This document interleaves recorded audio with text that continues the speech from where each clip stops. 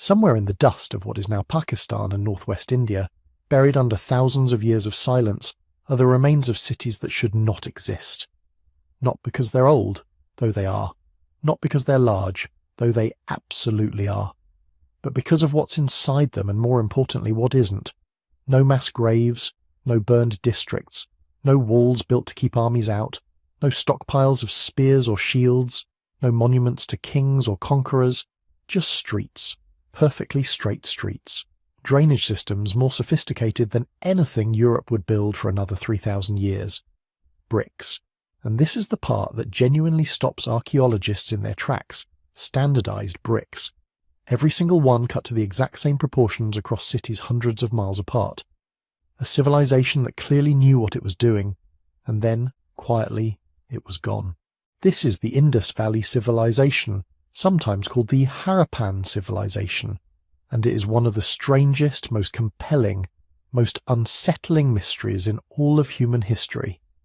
At its peak around 4,500 years ago, it covered an area larger than ancient Egypt and Mesopotamia combined. It was home to somewhere between 1 and 5 million people. It had writing, trade networks that stretched to Mesopotamia, and urban planning so precise that modern engineers still study it with genuine admiration. And for reasons we still do not fully understand, it declined, transformed, dispersed, and effectively vanished from the historical record. No conquest we can clearly identify, no obvious collapse event, just a slow, strange fading. Now before we go any further, something important. This video is not going to pretend we have all the answers, because we don't. Nobody does. The Indus script has never been fully deciphered. The people who built these cities left us no clear written history, no list of kings, no battle records, no foundation myths we can read. What they left us are the cities themselves, and those cities are speaking in a language that archaeologists are still learning how to hear.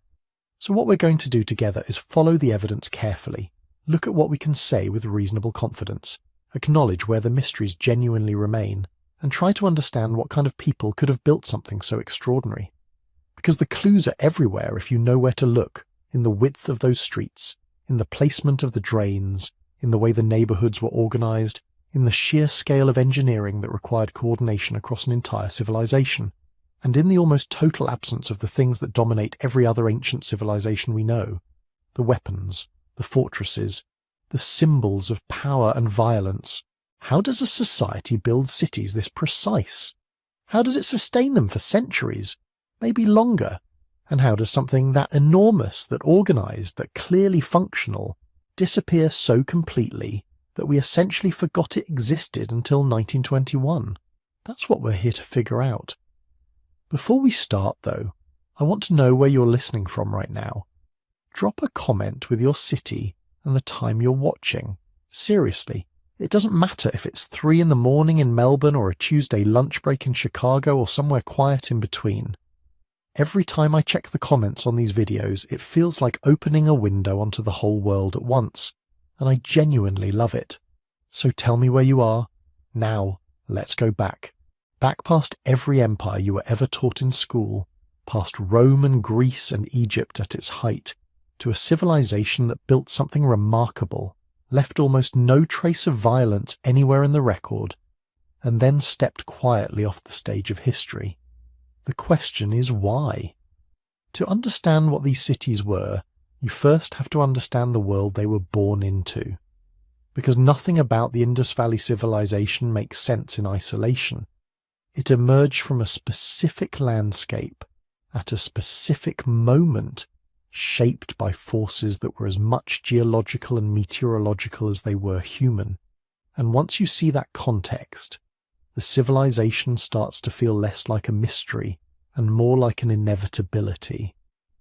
A natural outcome of the right people finding themselves in exactly the right place at exactly the right time. Cast your mind back roughly 5,000 years. The Bronze Age is in full swing across the ancient world. In Mesopotamia, the Sumerians are building ziggurats, inventing bureaucracy, and fighting each other with impressive regularity. In Egypt, the pharaohs are consolidating power, raising monuments and leaving very detailed records of who conquered whom and why everyone should be grateful for it. In the Aegean, the early foundations of what will become Greek civilization are beginning to take shape. The world, in other words, is getting complicated. Trade networks are stretching across deserts and seas. Metals are changing warfare. Writing systems are emerging in multiple places simultaneously, as if the sheer density of human activity had finally demanded a better way to keep track of things. And right there in that same window of time in the northwestern corner of the Indian subcontinent, something else is happening entirely. Something quieter. Something that, based on the archaeological record, seems to have followed a very different set of rules. The geography here matters enormously. Picture the landscape. To the northwest, the Hindu Kush and Karakoram mountain ranges forming natural corridors and barriers simultaneously. To the east and southeast, the vast expanse of what will eventually become the Indian heartland. And threading through the middle of all of it, two river systems that between them created some of the most agriculturally productive land on Earth. The Indus River and its tributaries running roughly south through what is now Pakistan, and to the east the Gaga-Hakra river system, sometimes identified with the legendary Saraswati of ancient texts, running through what is now northwestern India and into the Thar Desert. These rivers were everything. They flooded seasonally, depositing rich alluvial soil across their floodplains the same way the Nile did for Egypt. They provided water for crops in a landscape that could otherwise be brutally arid. They served as highways, moving goods and people across distances that would have been nearly impassable overland. And they were fed by something that made this entire region unusual on the global stage: the South Asian monsoon.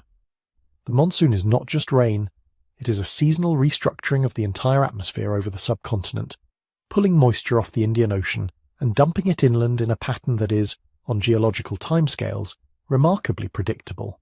4,000 to 5,000 years ago, that monsoon appears to have been stronger and more reliable than it is today, pushing rainfall further north and west than it currently reaches, greening landscapes that are now desert, filling rivers that have since run dry. The Gaga-Hakra system, for instance, was almost certainly a robust perennial river during the height of the Harappan period. Today, it barely exists.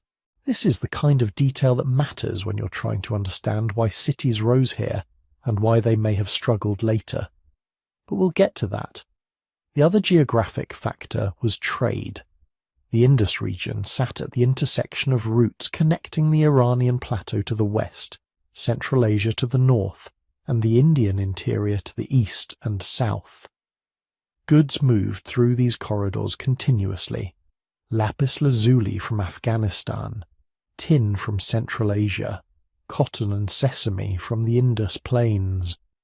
There's even evidence, direct evidence in the form of Harappan artifacts found in Mesopotamian archaeological sites, that this civilization was trading all the way to the Persian Gulf and beyond. These weren't isolated people stumbling across some fertile floodplain. They were plugged into a Bronze Age world economy. Now, a word about names, because this is where things get slightly complicated and slightly misleading if you're not careful. When people say Indus Valley Civilization, they are technically using a geographic label based on where the first major sites were identified. When they say Harappan Civilization, they're using the name of Harappa, one of the two great cities excavated first, as a stand-in for the whole culture. And when archaeologists divide the period into early Harappan, mature Harappan, and late Harappan phases, they're describing stages of development that span roughly 1,000 years, from about 3,300 BCE to around 1,300 BCE, with the urban peak concentrated between roughly 2,600 and 1,900 BCE. The problem is that none of these names are what the people themselves used. We don't know what they called their civilization, their cities, or themselves. The script they left behind has never been deciphered. So every label we use is our label, imposed from the outside, shaped by the accidents of which site got dug up first, and what the excavators decided to name it. That's worth keeping in mind, because it means we're already at one remove from the actual people. We're working with our categories, not theirs. This is something archaeologists deal with constantly, and it shapes how the entire story gets built. Because there are no written king lists here, no royal annals, no foundation myths to tell you what happened when. What there is layers, quite literally. When you excavate a site that was occupied for centuries, you're reading time vertically. Deeper layers are older, changes in pottery styles, in building techniques, in the types of goods found at a site, in the density and organisation of settlement patterns. All of these become the data.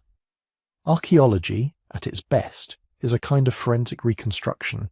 You find what people left behind without meaning to, the broken pots, the food residues, the abandoned tools, the structure of the streets, and you try to work backwards to the lives that produced all of it. For the Harappan world, that reconstruction has been ongoing since those first excavations in the 1920s, and it has been consistently surprising. Survey work using satellite imaging and ground-level survey has now identified somewhere between 1,000 and 1,500 Harappan sites scattered across a geographic area that stretches from the foothills of the Himalayas in the north to the Gujarat coast in the south, and from the edge of the Iranian plateau in the west to the upper Ganges plain in the east. That is not a small regional culture. That is a civilization with a footprint comparable to anything the ancient world produced. And here is where the paradox starts to sharpen. Because when you map all those sites, when you look at the two great urban centres of Mohenjo-Daro and Harappa, and the dozens of smaller cities and towns and villages that surrounded them, what you see is a society of extraordinary organisational complexity. Grain storage at industrial scale, standardised weights and measures across the entire network, urban planning so consistent between cities separated by hundreds of miles that it implies either constant communication, centralised authority, or some shared set of cultural norms so deeply embedded that they functioned like law without needing enforcement.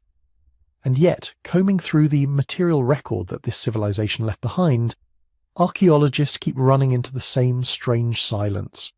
Weapons exist, certainly, but not in the quantities or concentrations you'd expect from a militarized society. Fortifications are ambiguous at best. There are no clear palaces, no obvious royal tombs stuffed with captured wealth, no iconography of conquest or dominion that defines nearly every other complex society of the same period. One of the largest, most organized, most geographically extensive civilizations of the ancient world appears to have functioned for centuries without the machinery of war at its center. That is the puzzle. And the cities themselves are where we start solving it. The cities didn't announce themselves. That's the first thing to understand. There were no pyramids rising above the horizon, no stone columns poking out of the earth, no legends pointing curious travellers toward buried treasures. When the first hints of the Harappan world began surfacing in the 19th century, nobody recognised what they were looking at. Locals had been pulling ancient fired bricks out of the ground for generations, using them as ballast for railway construction, because they were uniform, durable, and conveniently abundant. Somewhere beneath the fields and villages of what is now Pakistan and northwestern India, one of the largest civilizations the ancient world had ever produced was silently waiting. And people were building railroad beds with pieces of it. The formal story of rediscovery begins in the 1850s, when a British engineer named Alexander Cunningham, who would later found the Archaeological Survey of India, took note of some unusual artefacts being turned up near a site called Harappa in the Punjab. He documented a strange seal, a small carved object with an animal figure and a script nobody could read, and filed it away as an anomaly. It didn't fit anything he knew, so it sat. Decades passed. More bricks went into more railways. It wasn't until the 1920s that the picture began to sharpen, and even then it happened almost accidentally. John Marshall, the Director General of the Archaeological Survey of India, authorised excavations at two sites that had been generating scattered reports of unusual finds. One was Harappa, in what is now Pakistani Punjab. The other was a site far to the south, in the Sindh region called Mohenjo-Daro, a name that translates roughly as Mound of the Dead. What his teams found at both locations upended everything archaeologists thought they understood about the ancient subcontinent. Here were cities, real cities, planned, layered, sophisticated, and apparently old enough to be contemporary with the great urban centres of Mesopotamia and Egypt. The announcement in 1924 was quietly explosive in academic circles. Marshall published his preliminary findings and essentially told the world that South Asia had produced an independent urban civilization, one that nobody had suspected existed, one with its own architecture and its own script and its own material culture that bore no obvious debt to anything else known at the time. The reaction ranged from fascination to skepticism to the particular kind of institutional reluctance that greets discoveries that require rewriting textbooks. But why had it taken so long? Why were cities of this scale hidden so effectively? The answer involves geography, hydrology, and the particular cruelty of how time treats mud brick. Unlike the stone monuments of Egypt or the fired stone temples of the Aegean, the great structures of the Harappan world were built primarily from kiln-fired brick, which is durable enough to survive millennia underground, but which, once exposed to the surface, begins to look unremarkable fairly quickly. More importantly, the rivers that had been the lifeblood of this civilization had been moving. The Indus and its tributaries shift their courses over centuries, a process called channel migration, and those shifts had buried sites under meters of alluvial silt, cut them off from their original geographic context, and in some cases physically erased them. The Gaga-Hakra system, which once supported what may have been the densest concentration of Harappan settlements, had declined so dramatically that the landscape along its former course looked like nothing but scrubland and dry riverbeds. Modern development has compounded the problem. Settlements have been built directly on top of ancient ones, sometimes for thousands of years continuously, which is both archaeologically frustrating and completely understandable. People live where the land is good, and the land was good in these places for exactly the same reasons it was good 5,000 years ago. Harappa itself sits beneath a modern village. Mohenjo-Daro, located in a more isolated position, has been better preserved. But even there, rising groundwater and salinity from irrigation agriculture have been eating the ruins from below faster than excavators can document them from above. What excavation has revealed, at both major sites and at the dozens of smaller urban centres since identified, is something that meets every archaeological threshold for calling a place a city. Density matters, and these settlements were dense, with populations estimated at Mohenjo-Daro alone potentially reaching 30 to 50,000 people at its peak, though those figures come with significant uncertainty. Planning is evident in ways that go beyond accident or incremental growth. Streets follow grid patterns oriented to compass points. Neighbourhoods cluster around central areas with large public structures. Craft production zones are identifiable as distinct areas where the debris of specific industries, bead-making, shell-working, metalworking, pottery production, concentrates in ways that suggest organised specialisation rather than household improvisation. Large storage structures, often called granaries though the function remains debated, appear at multiple sites, suggesting coordinated management of surplus at a scale that implies institutional organisation of some kind. What you do not find, or find only ambiguously, are palaces, temples in any recognisable form, royal tombs, or the kind of monumental religious architecture that marks nearly every other ancient urban tradition. The cities were built for something. The question of what exactly is where things get complicated, and the complication is made permanent by the script. Thousands of inscriptions have been found, mostly on those small carved seals that first caught Cunningham's attention in the 1850s. They use somewhere between 400 and 600 distinct signs, a number that suggests a system somewhere between a syllabary and a logographic script, complex enough to encode real language, simple enough to be learned and applied consistently across the entire civilization. No bilingual inscription has ever been found. No Rosetta Stone exists for the Harappan world. Every interpretation remains contested, every translation claim should be treated with firm skepticism, which means that the people who built these cities have not yet spoken to us directly. We can see what they made, we cannot hear what they said. And that silence sits at the centre of everything. If you zoom out from the broken walls and isolated rooms and try to see an Indus city as a whole, one thing hits you almost immediately. Someone loved straight lines. At Mohenjo-Daro, Harappa, Dholavira, Kalibangan, Rakhigarhi, Lothal, site after site, the same basic pattern appears. Streets run north-south and east-west, intersecting at right angles with a regularity that looks almost modern.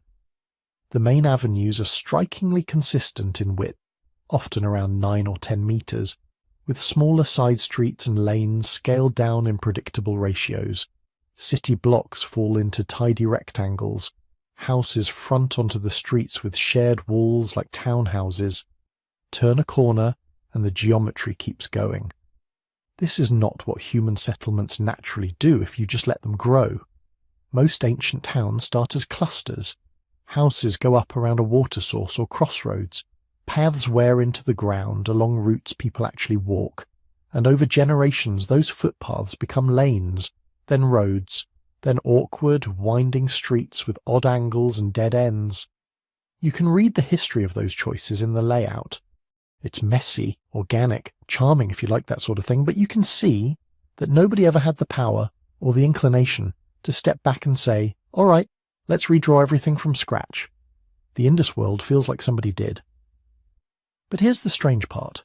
We don't see the somebody. There are no obvious royal districts, no walled-off palace complex that screams central command, no monumental inscription of a king boasting that he laid out the streets or rebuilt the city according to divine plan, and yet, block after block, city after city, the same grid logic repeats. You can walk down a street at Harappa, then fly hundreds of kilometres in your imagination to Mohenjo-Daro, and the bones of the plan are immediately familiar. This is what archaeologists mean when they talk about urban planning in the Indus context. It's not just that there are straight streets, it's that the straightness is standardized. The bricks make this even clearer. Across a territory stretching roughly 1,000 kilometres from north to south, builders used kiln-fired bricks that almost always follow the same proportional rule, length to width to height in a 4:2:1 ratio. The actual sizes vary a little, sometimes larger, sometimes smaller, but the proportions hold with an almost obsessive consistency during the mature Harappan period. That might sound like a trivial detail, but start thinking like a builder. If every brick has the same proportions, every wall behaves predictably. Courses line up in regular patterns, corners meet cleanly, openings for doors, windows and drains can be repeated with minimal adjustment. You can train brickmakers once on how to mould and fire the standard form, and their products will fit anywhere in the city. You can move teams of workers between building projects without worrying that the bricks from one kiln won't match those from another. This is standardization as an invisible infrastructure. It saves thought, labour, and time. It also implies something about how these societies were organized. To hold a brick ratio that's consistent over such a wide area, and for centuries, you need more than personal preference. You need norms, rules, explicit or implicit, that brickmakers and builders feel obligated to follow. Maybe guild traditions, maybe written specifications, maybe teaching lineages where apprentices copy their masters, who copied their masters, all using the same measuring cords and moulds. Some researchers see this brick uniformity as evidence for a strong central authority, a state that imposed standards across its territory, the way modern governments impose currency systems or road sign fonts. That's one possible reading. But the absence of royal monuments suggests another possibility: coordination without a visible monarch. Shared standards enforced not by a single emperor's blueprint, but by a civilization-wide agreement on how a proper building should be made. If you walked into an Indus brickyard 5,000 years ago, you probably didn't need a king's edict on the wall to know what size to produce. The size was the culture. The same pattern appears in the overall layout of the cities. There isn't one single master plan that fits every site. That's important. But the recurring themes are hard to miss. Many large settlements show a division between a raised, fortified mound and a lower, more extensive area around it. Archaeologists used to call these the citadel and the lower city, borrowing language from Mesopotamia and medieval Europe, but those labels probably smuggle in more hierarchy than the evidence strictly supports. What we can say is that these elevated platforms typically host large public buildings, big halls, baths, massive storage structures, sometimes carefully arranged open spaces. Below, spreading out from the elevated core, are the residential neighbourhoods, dense grids of houses, lanes, wells and drainage channels. In several cities, specific quarters clearly specialised in particular crafts. At Harappa, one sector is dominated by evidence for bead-making, waste from drilling tiny holes in semi-precious stones, failed beads, specialised tools. In another, you get concentrations of metalworking debris, or shellworking remains, or pottery kilns. This is zoning 5,000 years ago. Not zoning in the modern legal sense with printed regulations and planning commissions, but in the sense that different activities cluster in different parts of the city according to widely understood patterns. Live here, fire pots over there, store grain or other surpluses up on that raised platform. Put your workshops downwind. Keep the main north-south avenue clear enough for traffic. Put wells at regular intervals. Run drains along the sides of the streets.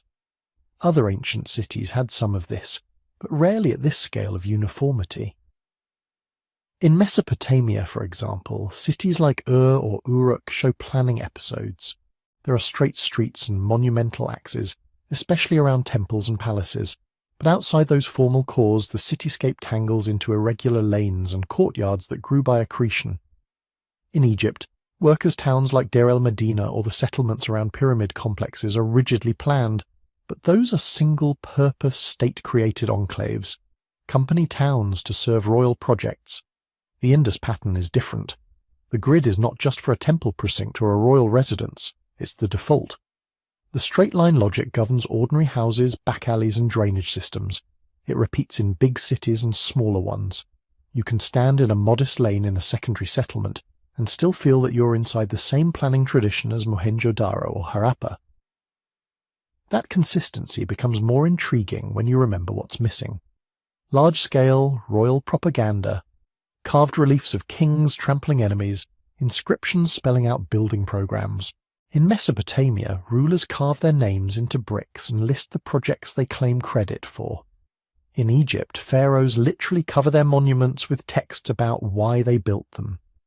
In the Indus world, the bricks are mute. The public buildings are anonymous. The seals show animals and short inscriptions, but no obvious portraits of rulers. So where did the plan come from? One answer is that it emerged from below, from a shared urban culture that valued order, cleanliness, predictability, and perhaps a particular cosmological orientation. If everybody believes that a proper city aligns to the cardinal directions, that Main Street should be so wide, that drains should run here and not there, then any group of competent builders can reproduce the pattern without a dictatorial mastermind. Think about traditional house forms in many cultures.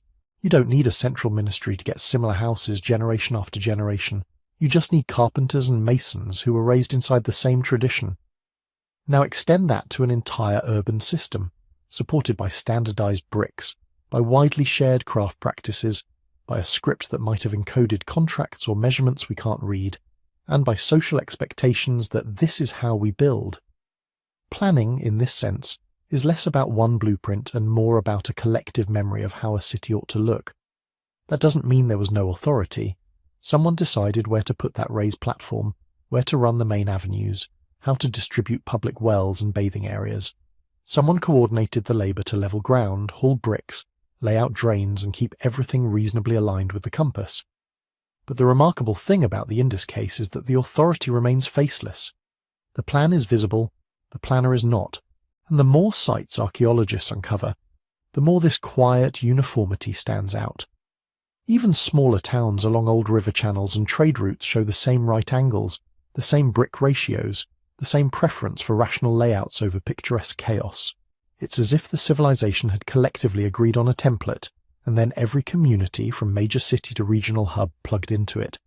Those straight lines, those standardized bricks, those carefully differentiated zones of living, working and storing, they're not just aesthetic choices, they're the physical expression of a society that prioritized coordination over display, function over spectacle, and nowhere does that priority show more clearly than in the way they manage the thing that destroys most ancient cities from within: water. Start at the level of a single house. You walk through a doorway off one of those straight streets, and almost immediately somewhere in the interior you hit water. In city after city, archaeologists keep finding the same basic elements. A brick-lined well either inside the house or just in the courtyard, a small bathing platform made of neatly laid bricks, or a plastered surface that could be kept clean, and some kind of drain leading away from that wet area. This is not an occasional luxury. At Mohenjo-Daro, there are neighborhoods where it feels like every second or third house has its own well. Harappa, Dholavira, smaller sites too. The pattern repeats.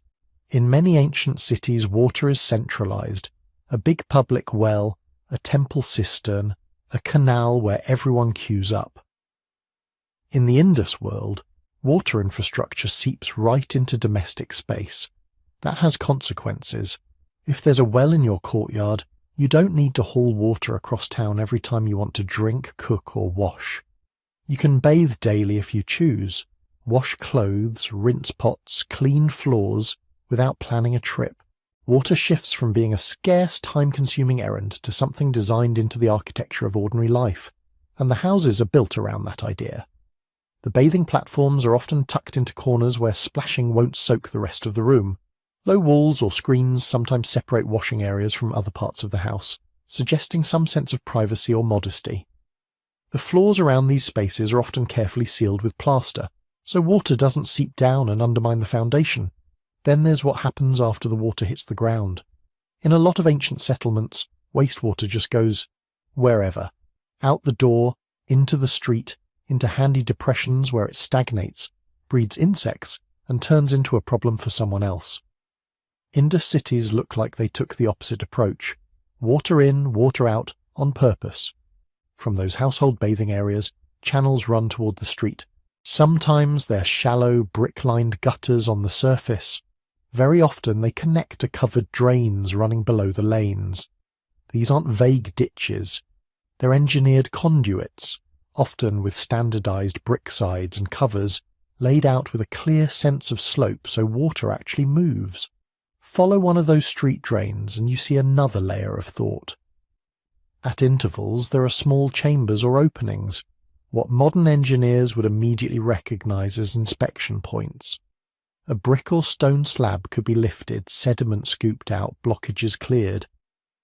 In some neighborhoods, drains from several houses feed into a slightly larger street drain, which then feeds into an even larger one along a main avenue, stepping up in size as they gather more flow. It is a hierarchy, not of palaces and slums, but of pipes. Near the ends of these systems, especially at the edges of settlements, archaeologists have found what are usually called soak pits, deep stone or brick-lined pits filled with gravel or porous material. Wastewater flows into them, seeps down, and disperses rather than flooding the surface. In some cases, heavier solids are trapped in settling tanks before the water reaches the soak pit. Essentially a primitive version of what modern sanitation engineers try to do. Covered drains, soak pits, maintenance access. This combination is not trivial. It implies people were thinking about multiple timescales at once. You don't add access points unless you expect to be cleaning these drains for years. You don't line soak pits unless you worry about erosion and collapse. You don't coordinate slope across several city blocks unless somebody's checking levels with string, water, or some other measuring trick. And crucially, you don't get this kind of integrated system house by house, family by family, acting in total isolation. It doesn't require a king issuing decrees, but it does require agreement. Someone has to say, our lane's drain will run this way, at this depth, tying into the main line there. Neighbours have to consent to connect, or at least not to block. Brickmakers have to produce the right sizes to make it all fit. Whoever digs the well has to avoid puncturing the waste channels, which means some record, mental or otherwise, of where those channels lies. This is civic organisation, expressed in clay and brick instead of statutes and edicts. You can see it even more clearly when you step back to look at the public side of water.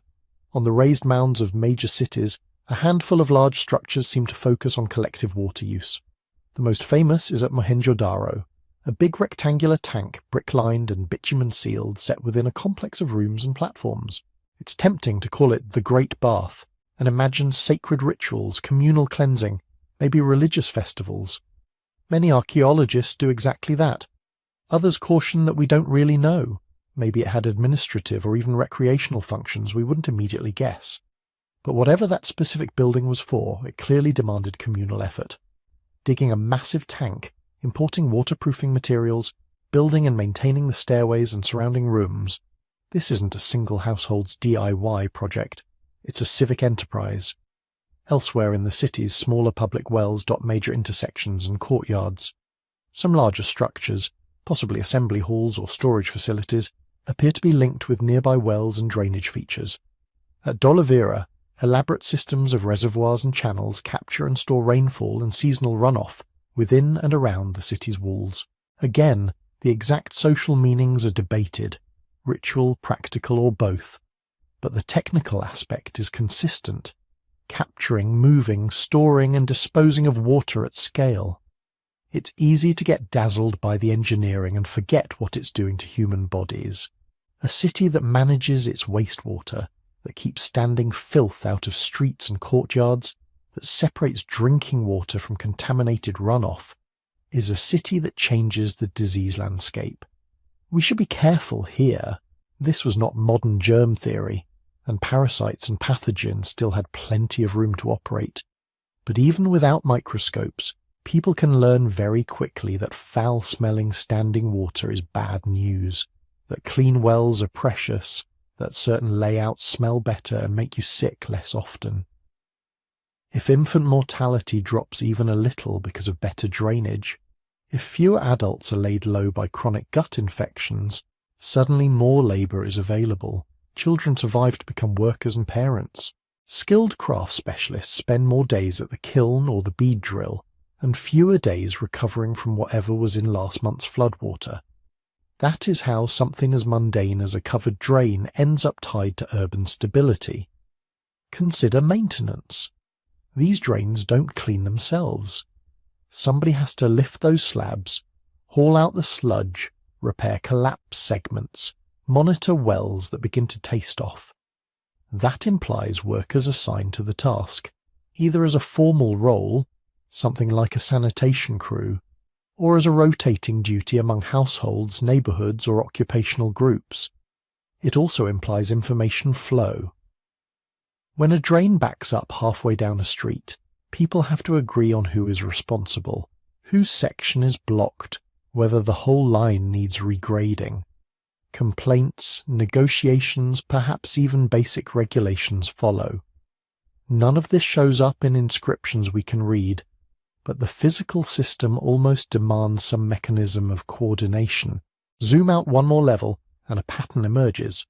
Other ancient civilizations poured enormous resources into monuments, pyramids, ziggurats, colossal statues shouting royal names at the sky.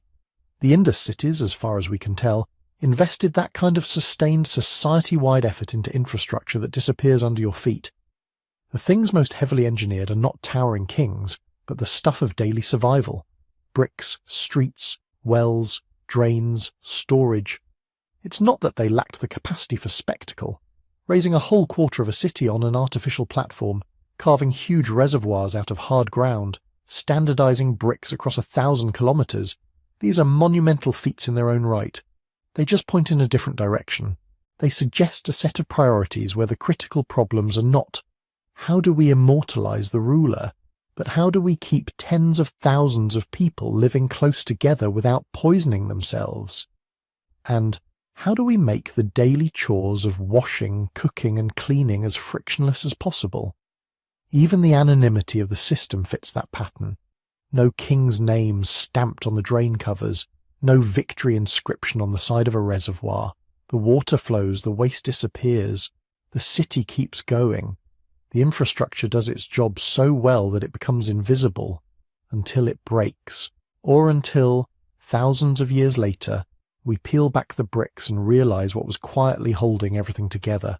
When you add it all up, the household wells, the bathing platforms, the covered street drains with their inspection points, the soak pits at the fringes, the big collective tanks and reservoirs, you see a civilization that treated engineering not as a way to glorify individuals, but as a way to structure everyday life.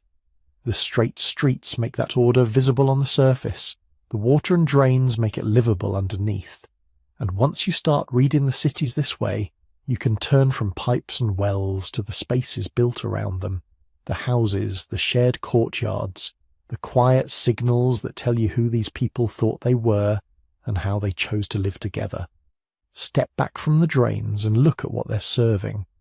In many ancient cities, houses turn their best faces to the street, porches, columned facades, doorways made to impress passers-by. Indus houses do almost the opposite.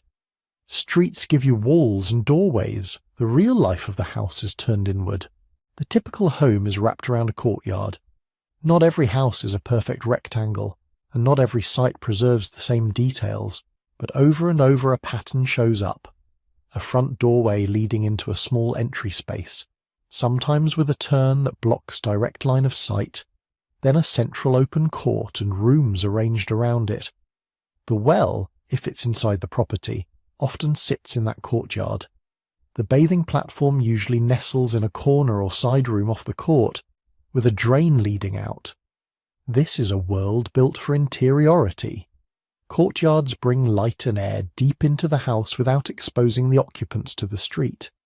They give you a place to dry grain, cook, work, talk, and sleep on hot nights, while high walls protect you from dust and eyes. Children can run, animals can be tethered, and daily life can unfold in a space that is both outside and inside at the same time. Privacy is not an accident in these layouts. Many houses are designed so that from the main entrance you can't see straight into the central court. You enter, turn, maybe pass through a small antechamber or side passage, and only then does the main space open up. Some homes have multiple doors leading to different streets or lanes, hinting at more than one way to manage visitors, one path for guests, another for family or service access. Within the house, too, there are gradients. Not all rooms are alike. Some are larger, more central, probably used for shared activities, eating or work. Others are smaller and more tucked away, reachable only after you pass through other rooms or up a stair. Many houses show evidence of upper stories, staircases built into thick walls, collapsed rubble suggesting rooms once existed above. Whatever happened up there, storage, sleeping quarters, more private family spaces, it added another layer to how people controlled access and visibility. You can read values off this floor plan. A culture that builds around courtyards, that interrupts sightlines, that separates wet and dry areas, that tucks bathing into half-hidden corners, is one that cares about modesty, about separating public and private, about giving people the ability to choose who sees which parts of their life. This is not a collection of huts tossed together for convenience. It's social thought poured into brick. But if many houses share the same basic grammar, they don't all speak with the same volume. Some homes in Mohenjo-Daro and Harappa are noticeably bigger than others.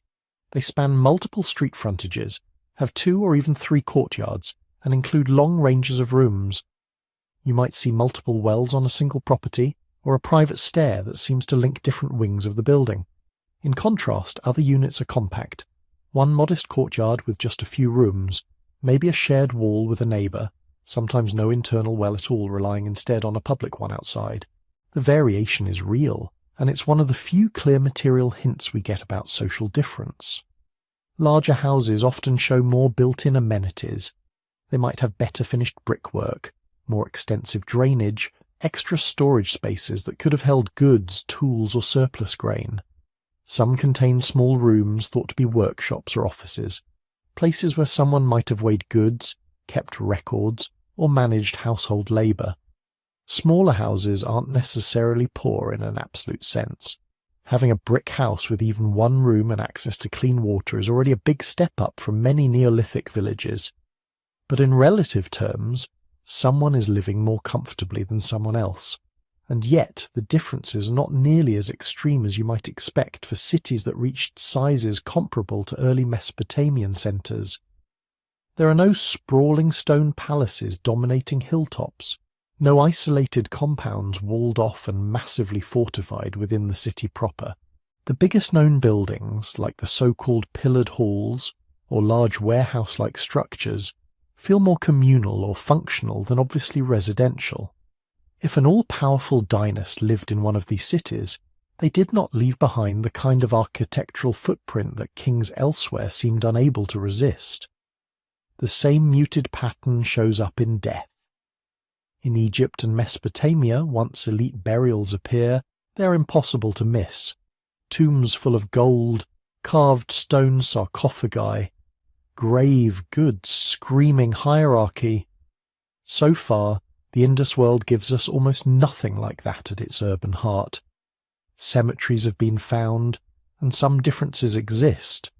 Certain graves have more pottery or personal ornaments, but nothing that looks like a pharaoh's tomb or a royal necropolis.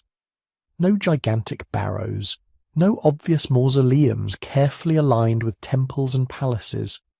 The physical record of lavish, 1% funerals is stunningly thin. This combination, some variation in house size and amenities, but little in terms of ostentatious palaces or royal tombs, is one of the main reasons people talk about the Indus cities as unusually egalitarian. But we should be careful with that word. Egalitarian doesn't mean everyone had the same life, the same power, or the same voice. It might mean that status differences were expressed differently, through more subtle cues we don't yet fully understand. Fine cloth doesn't preserve well. A merchant's ledger scratched on perishable material might vanish. Influence can live in whose opinion matters at a meeting, not in who owns the tallest tower. What we can see is that if there was a tiny hereditary ruling class flaunting its wealth in stone and gold, it left far less evidence than its contemporaries. So how did these cities run? One idea is governance by councils, clan elders, neighbourhood representatives, or heads of powerful families meeting in some of those big halls to decide on shared issues, maintenance of drains, allocation of water, responses to floods or shortages. The uniformity of bricks and street grids from city to city suggests standardized norms, even something close to regulations, but they don't have to originate from a single monarch. They could arise from negotiated agreements between groups that shared language, religion, and trade interests. Another route points to merchants. The Indus world moved goods on an impressive scale. Beads, metals, shell, stone, perhaps textiles, all flowing between cities and out to Mesopotamia and beyond. Merchant families or guild-like organizations may have held significant power, not by sitting on thrones, but by controlling credit, storage, and distribution. In such a system, a big house might not be a palace for a divine king, but the town base of a trading dynasty or consortium. Civic administrators are the third piece of the puzzle. You don't lay out a perfectly regular street grid, zone neighbourhoods, and coordinate drains and wells without people whose job is essentially city planning. These planners and supervisors might have been appointed by councils, hired by merchants, or embedded in some sort of temple or civic institution we can't easily identify. They may have operated as a professional class, surveyors, scribes, overseers and record keepers whose authority was practical rather than charismatic. All of these models, councils, merchant influence, civic administration, can coexist. Picture a city where influential merchant households fund building projects, councils representing different quarters or lineages approve them, and a cadre of specialists handles the technical side. That kind of shared power leaves a different archaeological signature than top-down royal command. It looks like consistent standards without single-point monuments. It looks like careful order without an obvious face. But again, absence is not proof. The fact that we haven't found a king's palace or a royal tomb doesn't prove they never existed. Parts of cities remain unexcavated. Floods and later occupation can erase fragile structures. Elite complexes built mostly of mud brick can vanish almost completely after 4,000 years. It's also possible that hierarchy expressed itself through perishable things. Textiles dyed with expensive colours, wooden furniture inlaid with metal and shell, food luxury, servants and slaves whose lives don't leave clear marks in the ground. The archaeological record is biased toward brick, stone and bone. A society can be sharply stratified and still hide much of that stratification from us, simply because it invested its status symbols in things that rot. What we can say with some confidence is that these cities radiate a particular message. They're not shouting about conquering kings or warrior elites. They're whispering about neighbourhoods, courtyards, and shared standards. About people who coordinated enough to align house walls along common grids, to agree on door thresholds and street widths, to mesh private wells with public drains. The social signals here are not banners and statues. They're the quieter messages embedded in how space is carved up. A house that turns inward, that layers thresholds and courtyards says, family life matters, privacy matters, continuity matters. A street lined with similar doorways, serviced by the same drains, suggests neighbours whose daily rhythms are intertwined. A city where the biggest built statements are reservoirs and platforms instead of pyramids hints at priorities tilted toward collective function. Whether or not everyone truly shared in that system equally is a question we may never fully resolve, but we can see the framework they built to live within, and within that framework some people became more specialised than others. If you walk those streets not as a planner but as a customer, another pattern starts to stand out. The shops, the workshops, the clusters of tools and waste that show where craftspeople lived and worked, turning clay, stone and metal into the goods that tied this whole quiet, complex society together. Follow that customer's path a little farther and the city starts to sound different. The hum of conversation at a well gives way to the sharper clink of stone on stone, the scratch of tools on shell, the low beat of someone tamping clay. You've stepped into the work belts of the city, the workshops. They aren't factories in our sense. There's no smokestack district or fenced industrial park. Instead, clusters of activity bloom along certain streets and courtyards, repeated across multiple cities with almost eerie consistency. Archaeologists recognise them not by signs over doorways, but by the quiet wreckage of repeated work. Start with one of the Indus civilization's most iconic products, beads. In places like Chanhudaro and Lothal, entire blocks seem devoted to turning raw stone into tiny cylinders and spheres that would end up on necks and wrists across an enormous region. The ground is littered with debitage, the flakes and chips that fall away when you drill and shape carnelian or agate. Drill bits of a distinctive standardized style show up in piles, some worn to nubs from hours of use. You see half-finished beads, misdrilled pieces, fragments that snapped just before they were done. This is how archaeologists know they're looking at production, not just use. A few beads in a house might be personal ornaments. Hundreds of rejects coupled with tool sets and firing installations tell a different story. Dedicated craft areas, people spending most of their waking hours turning raw stone into commodities. The same pattern appears in shellworking. Far from the sea, in inland cities, you find drifts of shell offcuts and blanks. The shells themselves often come from specific marine species, traced back to the Arabian Sea. In the workshops, they've been cut into bangles, inlays and decorative objects. You can follow the process in the ground. Whole shells, then rough disc-like pieces, then more refined rings and carved shapes, then the broken or rejected ones that never made it onto a wrist. Ivory tells a similar story, though in smaller volumes. Slender strips, carved pieces and tiny offcuts show that tusks were being shaped into combs, pins, and perhaps inlays for furniture or boxes. Again, the distribution matters. Certain houses harbour concentrations of ivory waste and specialised tools, suggesting that those addresses belong to people whose family identity might have been the ivory workers, generation after generation. Then there's clay. Almost every settlement in the world with pottery leaves behind broken sherds. But the Indus cities show more than just domestic use. Some areas yield thick layers of misfired pots, wasters with warped rims or collapsed bodies stacked near kilns whose walls still bear the orange-black scars of repeated firing. These aren't casual hearths. They are purpose-built structures with controlled airflows, sometimes set just outside dense residential zones, as if people agreed that roasting clay at high temperatures was better done at a bit of a distance. The shapes themselves are telling. Certain forms, particular jar profiles, specific bowl sizes, recur with remarkable uniformity across vast distances. That points not just to local potters copying each other, but to some wider sense of what a proper storage jar or serving bowl looks like. You can imagine a potter's apprentice learning to measure clay coils by hand to match their teacher's silhouette exactly, because customers in the marketplace expect vessels that fit into existing racks, lids, or habits.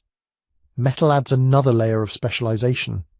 We don't find giant blast furnaces or sprawling foundries, but we do find small-scale smelting and working zones, crucibles, slag, droplets of copper and bronze, moulds for casting tools and ornaments. In some neighborhoods, you get repeated associations of weights, moulds, and metal debris. These locations look like the nerve centers for turning imported ingots and ore into finished blades, chisels, fish hooks, mirrors, and ornaments. The evidence suggests a division of labor even within metalworking. Some zones focus on bigger utilitarian forms, others seem more associated with fine castings, perhaps jewelry or status objects. The tools of the trade, stone hammers, anvils, polishing stones, cluster there, marking spaces where sound and heat and risk were part of the daily routine. Textiles are trickier. Cloth almost never survives 4,000 years in the soil, but the ghosts of the industry remain. Spindle whirls, loom weights, and impressions of woven fabric preserved in clay hint at a city literally wrapped in threads. At multiple sites, concentrations of whirls and certain types of weights appear together, suggesting rooms where spinning and weaving were primary activities. Fibre sources seem to have included cotton. The Indus region may be one of the earliest places where cotton was systematically cultivated, as well as flax and other plants. Imagine the soundscape there. The soft whir of spindles, the rhythmic creak of looms, conversations flowing over the steady movement of hands. Textile work is one of those crafts that can absorb entire households. Older women teaching younger ones, children starting with simple tasks, men perhaps involved in certain stages like finishing or dyeing. None of that shows up directly in the archaeology, but the density of tools and the importance of cloth in any pre-modern economy suggest that entire kin groups could have built their lives around managing and producing textiles. This is where the human angle comes into focus. Archaeologists can map production zones on plans, but behind every scatter of bead rejects is a body bent over a drill, eyes straining to center a hole on a stone smaller than a fingernail. Behind every heap of shell dust are hands scratched and raw, from working a material that's both beautiful and abrasive. Behind each row of pots set near a kiln is someone who spent days preparing clay, shaping forms, checking temperatures by feel and experience, because a misjudged firing means losing an entire batch. Apprenticeship isn't preserved as a fossil, but its traces are everywhere. You see objects that look like practice pieces, oddly proportioned beads, off-standard pots, shell bangles that are just a bit too thick or thin. These may be the work of learners, their mistakes swept into the same dumps as the master's rare failures. Skill doesn't appear overnight. It's hammered and ground and fired into people over years. Some houses blur the line between home and workplace. A courtyard with a well and bathing platform might also host a row of grinding stones used not for grain, but for polishing beads. A small back room might contain the majority of the shell waste, suggesting that the household kept its messiest tasks slightly out of sight. An office space off the street might have a raised platform, a couple of standardized weights, and a convenient ledge where scales could hang. Perhaps this is where a metal worker or merchant took payments, weighed out raw material, negotiated orders. Standard weights are one of the most intriguing parts of this puzzle.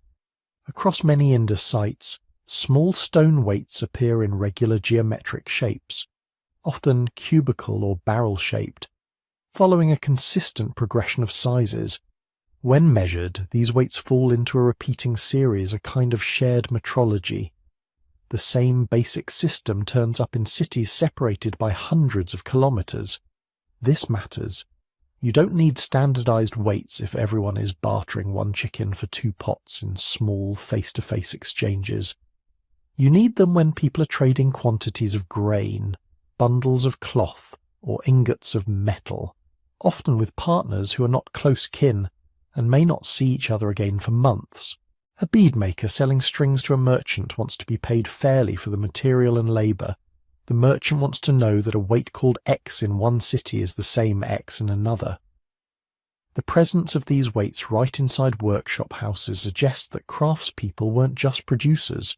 They were active participants in regulated exchange systems. They weighed their raw inputs, measured out their outputs, and operated within norms that stretched across the whole civilization. Those norms tie directly into trade networks and urban demand. Beadmakers don't just wake up one day and decide to mass produce without a market. Shell workshops far from the coast only exist if someone is bringing in shells regularly, and someone else is eager to wear or resell the finished bangles. Textile tool clusters make sense in cities whose residents, from small house to big, want and expect cloth of certain qualities. Urban density magnifies this effect. When tens of thousands of people live within a few square kilometres, everyday needs multiply. Pots for storing and cooking, tools for building and farming, ornaments to signal identity, status and taste, ritual objects for household shrines or community events. A city is a machine that runs on specialised labour, and the Indus cities are no exception. What's striking is how integrated that specialisation seems to be. Workshops sit inside the living fabric of the city, not cordoned off as polluting zones. Production scales are large enough to suggest export, but many crafts are still embedded in domestic courtyards, not in detached state-run complexes. Standard weights show regulation, but they sit in the hands of everyday producers and traders, not only in some distant temple treasury. Put the pieces together, and a picture emerges of makers who are neither anonymous cogs nor exalted geniuses. They are families and lineages whose names we don't know, but whose skills kept the whole system going. The bead cutter whose work ends up in a necklace buried in Mesopotamia, the potter whose jars line a warehouse by the dock at Lothal, the weaver whose cloth never fossilizes but whose spindle whorl still sits where it fell when the house collapsed. Their world is one of repetition and rhythm, shaping, drilling, firing, weighing, tied by invisible threads to caravans crossing deserts and boats hugging coastlines. To understand the power of Indus trade, you have to start here, in these noisy, dusty, disciplined spaces, where value is literally made by hand. Step out of the workshop district and follow those hands' creations along their next journey. From these courtyards and kilns, goods flow outward, through city gates, along riverbanks, across salt flats and sea channels, into a trade web so wide that Indus seals and beads show up in lands whose languages we barely know. Follow one of those bead strings, one pot, one bundle of cloth as it leaves the workshop. It doesn't just vanish into some vague market. It enters a system of movement that is every bit as engineered as drains and streets, but spread across hundreds, sometimes thousands, of kilometres. Start with the rivers. The Indus itself is a continental conveyor belt. Seasonal pulses of water swell it. Floodplains spread out, then retreat, leaving behind rich silt and navigable channels. We don't have surviving boats from this period, but we don't really need them to know they existed. Lightweight craft, dugout canoes, reed boats, planked vessels stitched together are almost inevitable when you live beside a broad, slow-moving river lined with cities. In the archaeological record, the clues are indirect but consistent. You see city after city oriented toward water, wharf-like structures, broad brick platforms at the river's edge, align with what would have been ancient channels. In some places, rows of large storage jars and brick-lined pits cluster near these edges, as if goods were being accumulated in one spot ready to be loaded or unloaded. Imagine standing at the waterfront of a city like Mohenjo-Daro when the river is in full flow. Boats bob against moorings. Labourers carry basket after basket from the decks to warehouses, or from warehouse doors down to waiting hulls. Standardized weights come out again here, not inside a courtyard workshop, but in the hands of porters, scribes and merchants, making sure what was promised is what is actually being shipped. The river doesn't end the story, it begins it. Because from the river, goods radiate inland. Follow the Indus upstream, and you reach zones rich in stone for tools, for beads, for monumental building. Turn along its tributaries, and you touch farming communities, pastoralists, small towns that feed and supply the cities. From those smaller places, footpaths and cart tracks push out into the drier fringes, into what are now deserts and scrub, but in the 3rd millennium BCE could support seasonal movement, grazing and trade. Archaeologists recover this inland web in fragments, a cluster of pottery sherds in a seemingly empty landscape that matched the standardized forms of big cities. A small site with a few rooms, a well, and a surprising number of seals or weights, acting like a relay station. Copper from distant ore sources turning up in places with no local metal. Stones used for beads or tools that can be geologically traced back to quarries hundreds of kilometres away. Taken alone, any one of these might be a curiosity. Together they map corridors. Picture caravans crossing semi-arid plains, not as romantic lone camels on the horizon, but as practical logistics. Ox carts piled with jars, donkeys loaded with sacks of grain or cotton thread, guards and guides who know where seasonal waterholes are and which tracks stay passable after the last rains. To the west, across what are now the deserts of Pakistan and eastern Iran, this inland network links up with somebody else's world. Because while Indus craftspeople are drilling beads and casting bronze, city builders are rising in Mesopotamia, Sumerian and later Akkadian polities whose own texts talk about a distant trading land called Meluha. The exact identification is debated, but many scholars think Meluha is the Indus region. The archaeological evidence nudges heavily in that direction. Indus-style seals, distinctive square or rectangular objects carved with a short line of Indus signs above an animal figure, have turned up in Mesopotamian cities like Lagash and Susa. They sit in layers dated to the same broad period as the mature Indus cities. Some bear motifs unmistakably Indus in style: humped bulls, unicorn-like creatures, the familiar grid of carefully carved script signs. Then there are the goods themselves. In Mesopotamian sites you find carnelian beads cut and drilled in the same style as those mass-produced in Indus workshops. You see shell objects whose raw material must have come from the Arabian Sea, yet whose final form follows Indus conventions. Cylinder seals and art from the Persian Gulf sometimes depict boats with particular profiles, cargoes, and crew that suggest knowledge of or direct contact with people from the East. The trade isn't one way. In Indus cities you find materials that don't belong to local geology, certain kinds of copper and tin that likely travelled from highland Iran, or even further afield. Lapis lazuli, the deep blue stone beloved in Mesopotamian and later Egyptian art, appears in Indus contexts, and its most famous sources lie in what is now Afghanistan. Silver, rare but present, probably followed similar lines. There are also motifs that seem to travel. Designs on seals, patterns on pottery, emblematic animals. They don't match perfectly, but you can see family resemblances, echoes.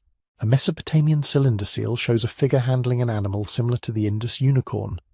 A motif of a boat with high prow and stern appears both on Gulf seals and in Indus-adjacent material. It's not that one side is copying the other line for line. It's more that long-distance contact allows ideas to diffuse, to be reinterpreted and folded into local styles.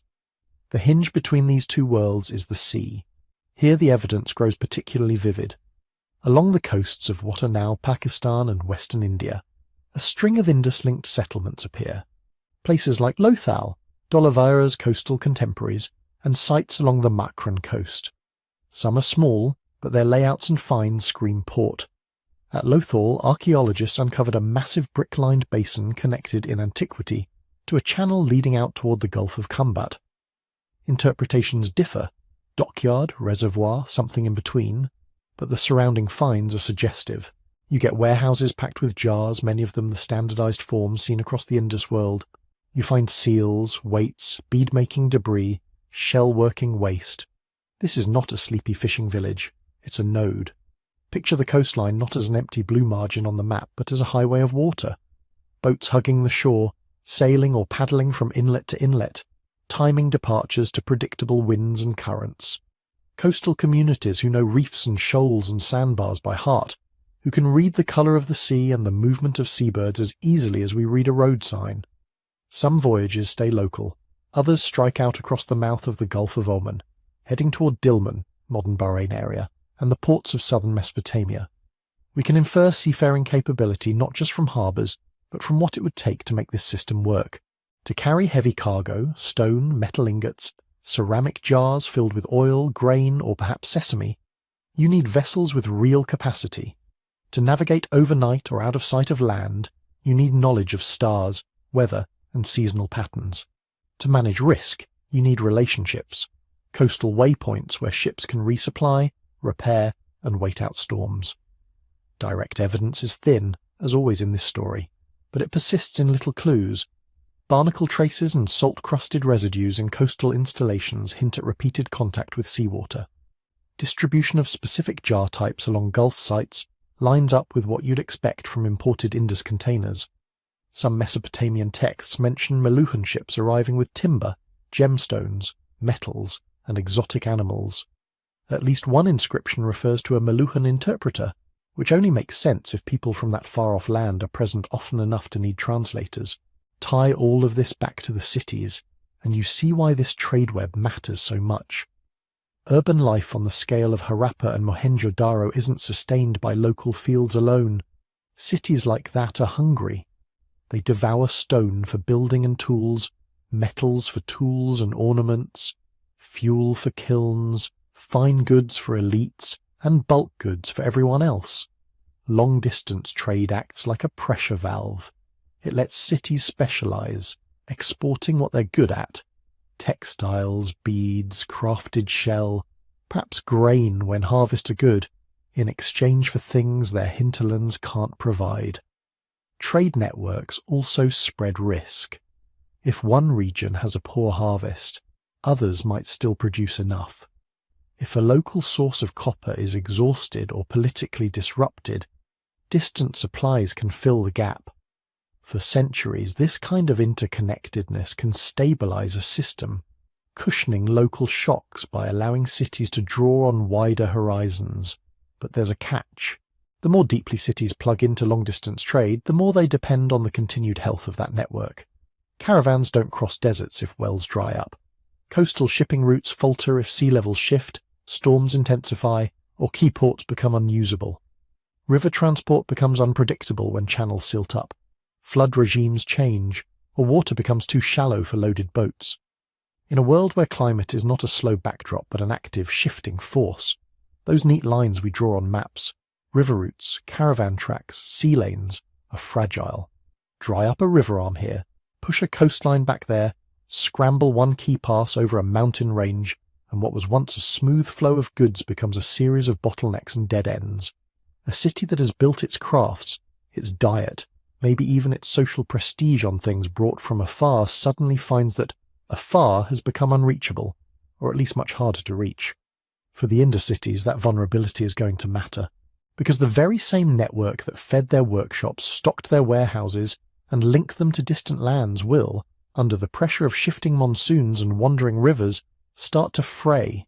And when that happens, the problem isn't just about losing pretty beads and exotic stones, it's about what happens to a whole urban system when the arteries that keep it supplied begin to close. Before we get there, though, we have to look at how these traders and officials tried to keep track of all this movement in the first place. They left behind thousands of tiny objects, seals impressed with animals and signs, that look suspiciously like tags, labels, or signatures. They hint at accounting, identity, and maybe even a writing system that has never yet spoken to us.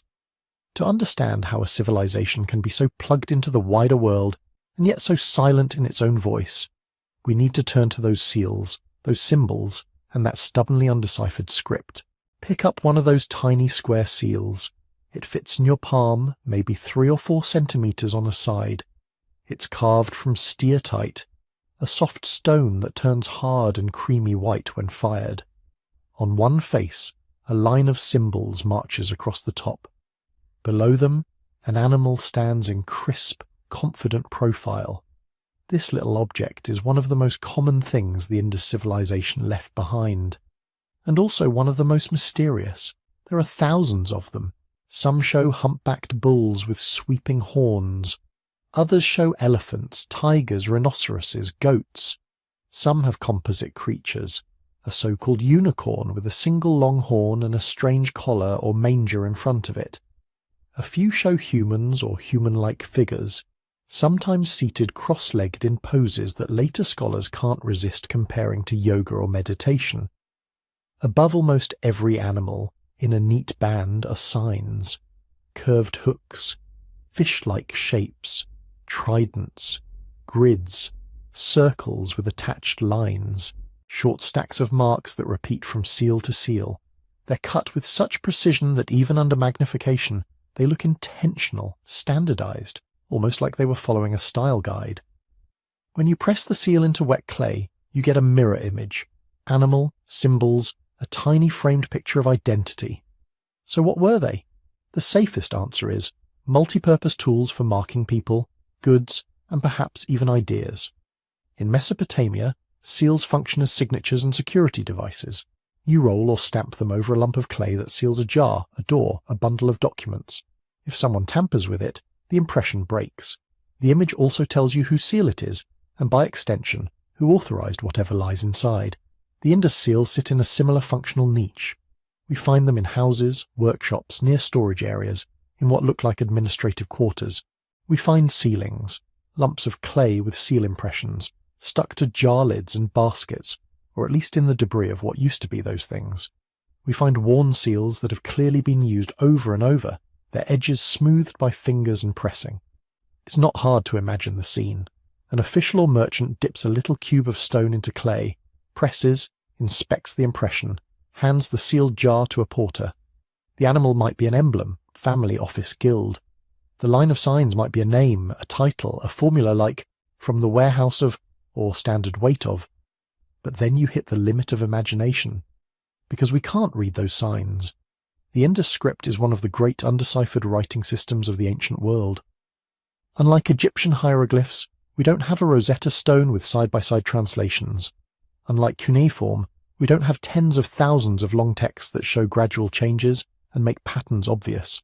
What we have instead is frustratingly minimal.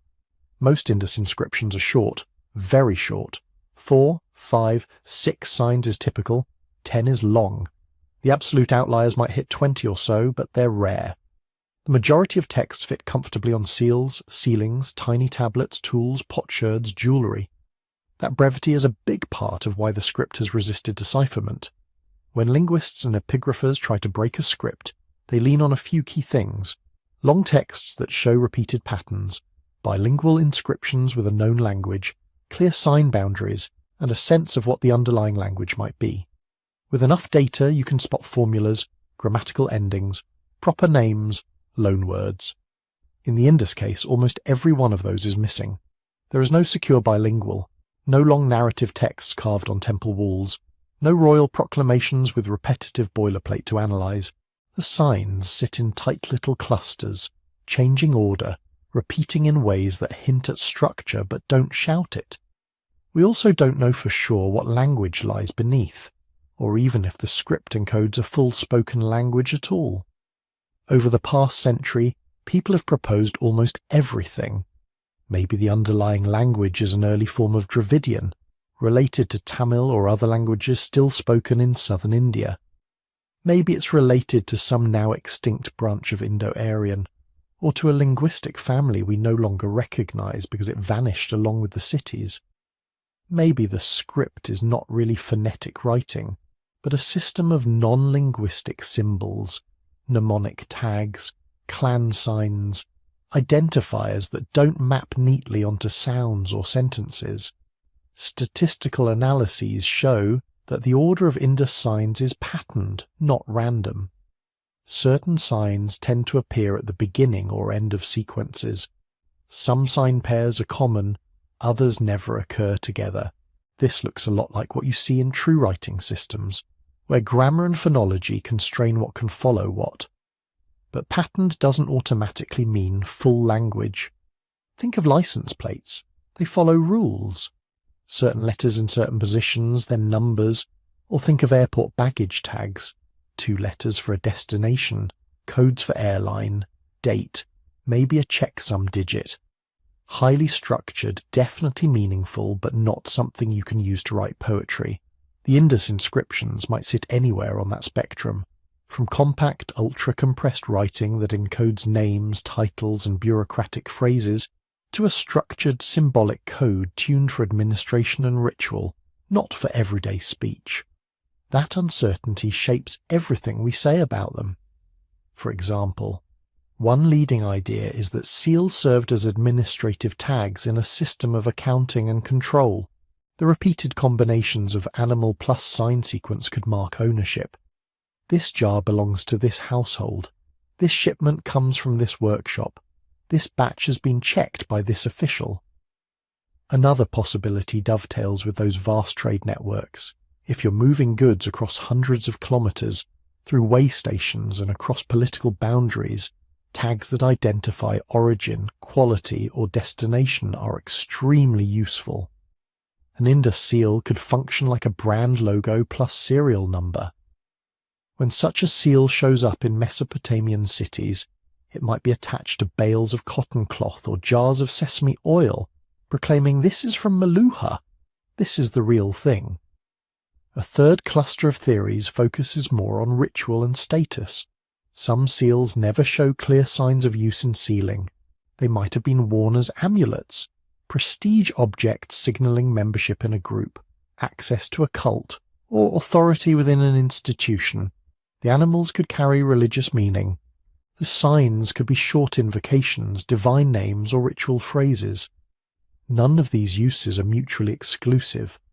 The same sign system might serve for accounting on one day and for blessing a ritual object the next. Modern scripts do this all the time. The alphabet you use to write a shopping list is the same one used to print sacred texts, legal contracts, and graffiti. So why, after a century of study, aren't we more certain? Because context keeps undercutting our confidence.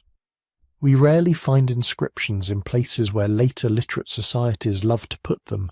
Monumental gateways, big public statues, temple walls recounting conquests and donations. Indus public architecture is almost obsessively plain. If there were grand carved histories, they've either perished, maybe painted on wood or plaster, or they never existed. Most texts are on movable, personal, or semi-personal objects. Seals, tiny tablets, copper tools, beads, pots. Things that travel with goods and people, not things that stand still and speak to crowds. That distribution suggests a heavily practical use, administration rather than literature, but without long strings we can't see the internal logic. Attempts to assign phonetic values to signs often end up circular. You can choose a language you expect, map signs to sounds based on tenuous parallels or rebus readings, and then discover that the resulting words fit your chosen language surprisingly well. It's intellectually tempting, but easy to fool yourself. Every now and then, someone announces a breakthrough. The Indus script has been revealed as Proto-Dravidian, or as encoding some specific set of rituals, or as something else entirely. When those proposals are put under statistical and comparative scrutiny, they tend to fall apart. The fit is too loose, the assumptions too generous, the predictive power too weak. So we're left with a script that is clearly systematic, clearly integrated into city life, but fundamentally mute. Does that mean we can't say anything about the society behind it? Not at all. Even without reading the words, the sheer existence of seals and standardized signs tells us a lot. It tells us there were people whose job it was to manage information, to track goods, to distinguish one workshop from another, to ensure that what left a warehouse and what arrived at a distant port could be linked. You don't invest in an intricate seal system unless misallocation, fraud, or confusion are real risks. It tells us there was a shared symbolic repertoire stretching across a huge territory. Seals from distant Indus cities use the same basic sign set and animal motifs. That implies communication, training, and enforcement. Someone in a port on the Arabian Sea and someone in a town deep in the Punjab could recognize the same symbols, read the same codes. That kind of standardization doesn't emerge from a loose collection of villages. It emerges from a civilization with norms, expectations, and probably institutions. It also hints at social differentiation. Not everyone would have possessed a seal. The right to stamp a jar or mark a document probably attached to position. Merchant, householder, temple official, estate manager. Children's burials don't tend to have seals.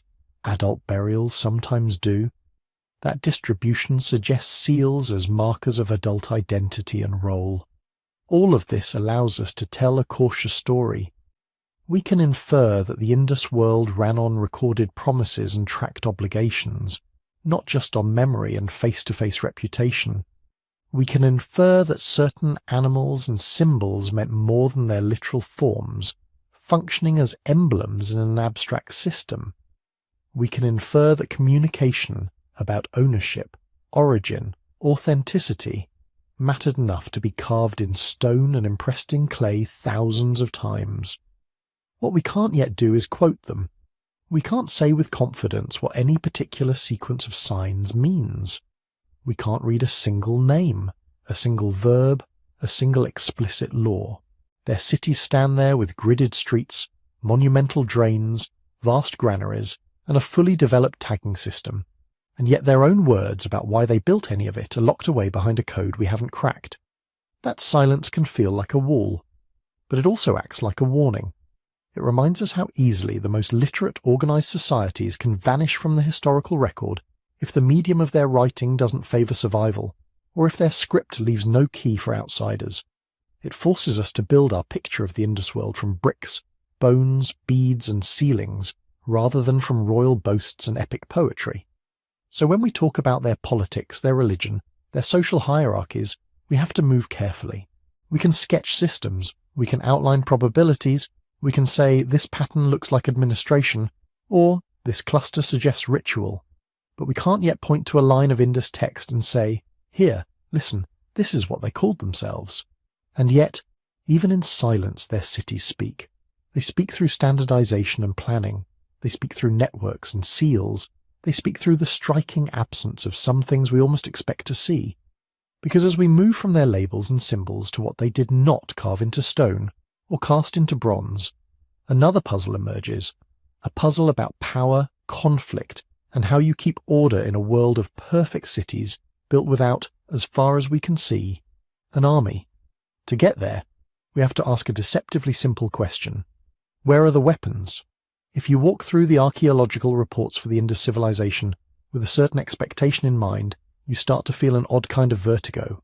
You expect to see the usual cast of characters, rows of daggers and swords in tombs, bronze spears stacked in arsenals, arrowheads by the hundred, helmets, shields, armor plates, city walls bristling with bastions, relief showing kings trampling enemies, gods handing over victory symbols, prisoners dragged by the hair.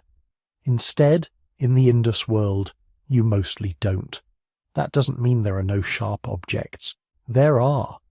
Archaeologists have catalogued copper and bronze spearheads, blades, arrowheads, points that absolutely could pierce flesh as easily as they pierce animal hide. There are sling stones. There are rocks shaped and weighted in ways that invite the word projectile. There are long, sturdy wooden shafts that, if tipped and thrown, would become quite dangerous. But the pattern is not what you see in some of their contemporaries. In Mesopotamia, by the mid-3rd millennium BCE, you find carved stone stelae, where a ruler marches in layered ranks of soldiers, all carrying standardized spears, axes, and shields. You can see uniforms. You can almost hear the shouted commands. In Egypt, you get painted battle scenes stretching across tomb walls, chariots, archers, bound captives, rows of shields, piles of severed hands. The message is unmistakable. This state knows how to project violence. It wants you to see that, to remember it. In parts of Anatolia and later the Near East, fortresses sit on hilltops with massive glacis, arrow slits, multiple defensive walls. You can trace where battering rams might have gone, where defenders would have stood. In the Indus case, the evidence is quieter. Yes, some cities have massive perimeter walls. Mohenjo-Daro, Harappa, Dholavira, Rakhigarhi. Several major sites have big brick or stone circuits surrounding key mounds, but those walls don't always behave like clear military fortifications. Sometimes they enclose only small raised citadel areas, not the full extent of habitation. Sometimes they look as much like platforms against flooding or terraces for public buildings as they do like defensive ramparts. Their gates are often simple and straight, not zigzagging murder corridors designed to slow attackers under fire. You can't say they were never used defensively. A wall is a wall. In a crisis, you stand behind the highest one you have. But if you're used to the militarized architecture of later empires, you feel the difference. The same with the objects. The number of specialized, clearly military weapons is low compared to the size and duration of the civilization. Tools that could double as weapons are common. Axes, knives, chisels, blades that would work just as well for wood, meat, and quarrelsome neighbours. But purpose-built killing machines, mass-produced and stockpiled, are rare in the archaeological record. The burials reinforce this impression. In many warrior aristocratic societies, high-status graves glow with metal.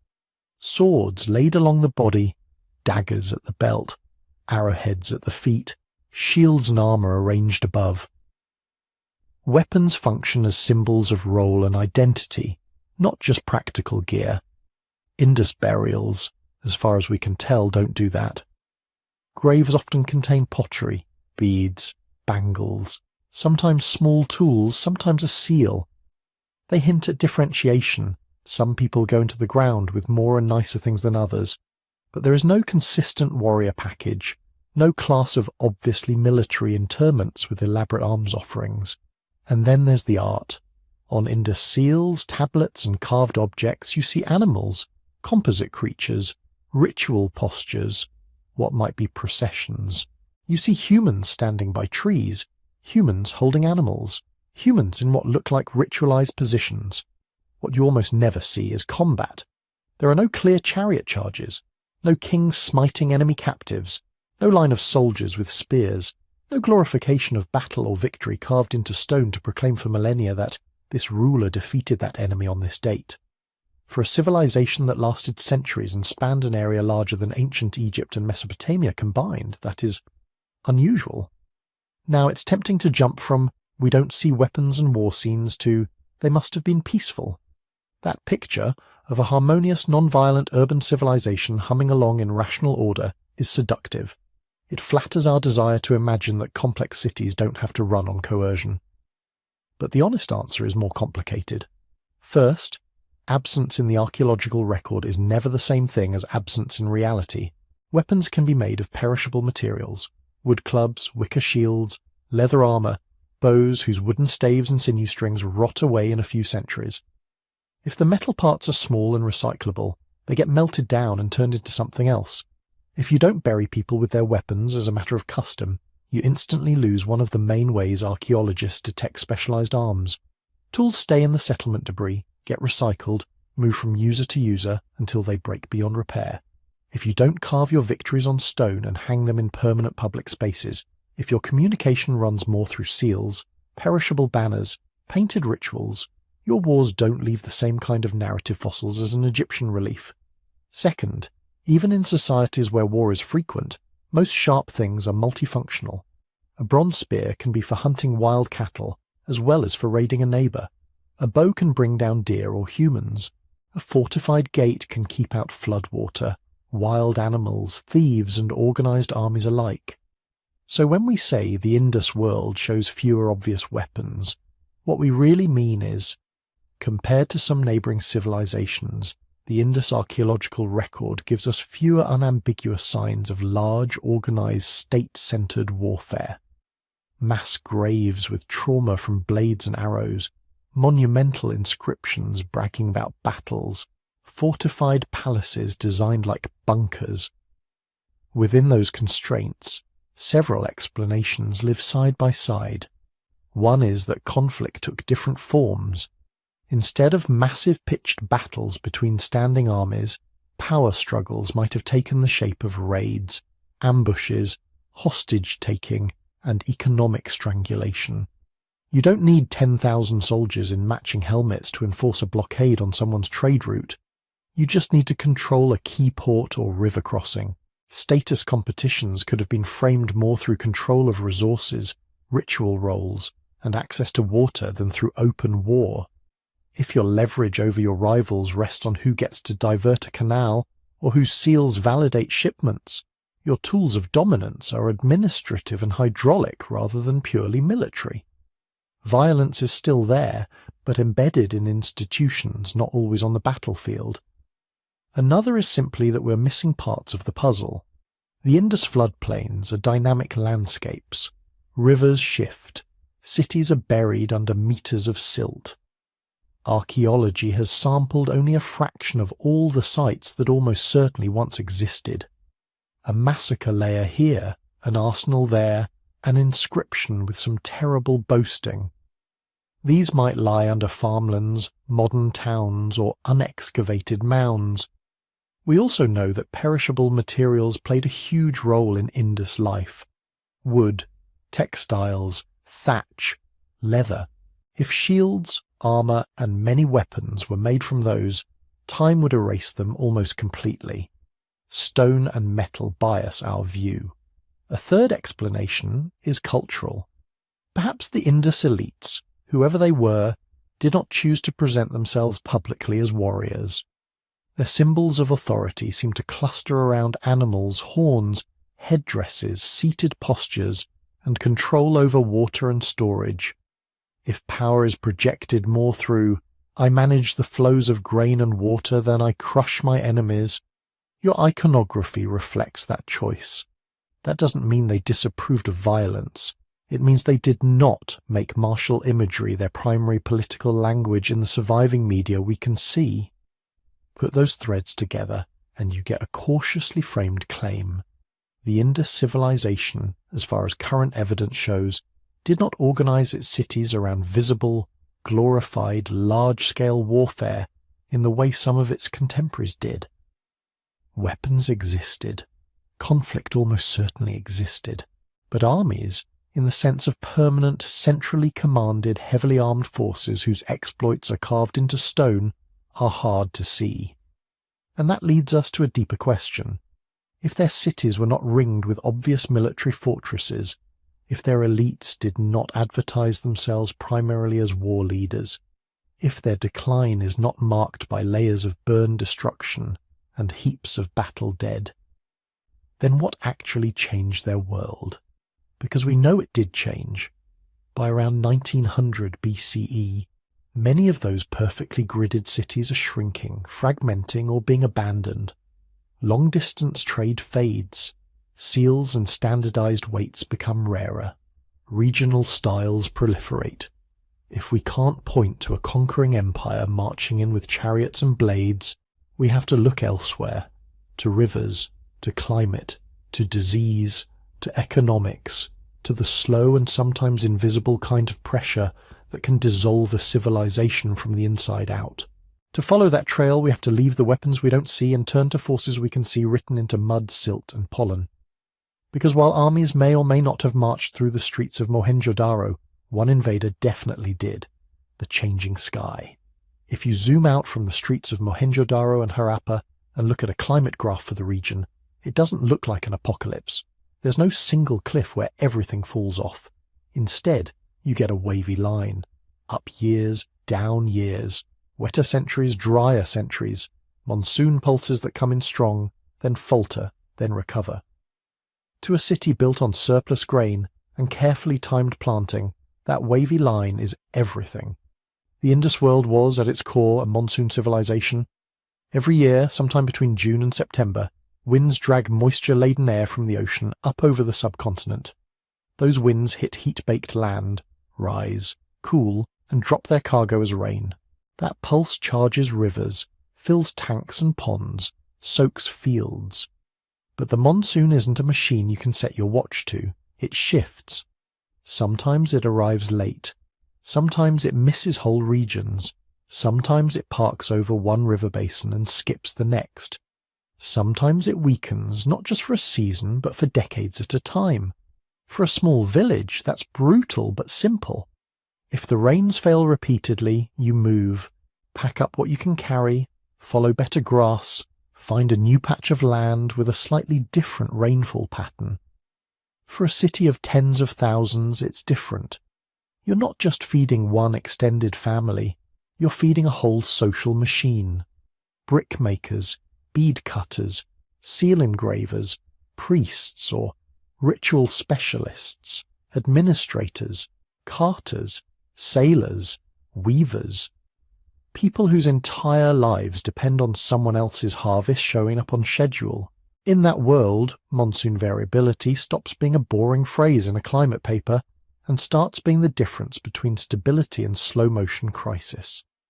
A slightly weaker monsoon doesn't necessarily mean instant famine. It means river levels drop a bit more often. Wells don't recharge as completely. The flood that used to irrigate your lower fields every other year now comes every fourth year. Your buffer shrinks. You can feel that in the mud. Lake cores pulled from ancient basins in northwest India and Pakistan show changes in the kinds of sediments and microscopic shells that settle out year after year. Certain layers say, deep, permanent water. Others whisper, shallow, seasonal pond. The chemical signatures of those layers, ratios of oxygen isotopes locked into carbonates, track how much evaporation was happening, how often fresh water flowed in. Put enough cores together and you get a picture. Somewhere around the late 3rd to early 2nd millennium BCE, several key regions of the Indus sphere start trending drier. Not a wall slamming down overnight, but a long uneven slide. Now, lay that over a map of rivers. The Indus civilization didn't just live with rivers, it wrapped its entire political economy around them. The big showpiece sites we all know, Harappa, Mohenjo-Daro, Dholavira, sit near major river systems or on their ancient branches. Hundreds of smaller settlements studded the floodplains and interfluves, tapping seasonal floods, wells, and canals. But rivers, especially in low-gradient alluvial plains, behave like restless animals. They meander, they split, abandon old channels, carve new ones. They swing kilometres to one side over a few centuries. A branch that used to pass right under your city wall might migrate away, leaving you staring out over dry ground. Or the opposite. A minor channel can suddenly capture more flow, turning your quiet bank into a flood path that scours houses, fields and streets every monsoon. The Indus region was, and is, full of such shifting arteries. One of the most debated is the Ghaggar-Hakra, known in some ancient texts and later traditions as the Saraswati, a mighty river of memory that supposedly flowed between the Indus and the Ganges. On the ground today, the Ghaggar-Hakra is mostly a seasonal stream and a line of dry channels running through India and Pakistan.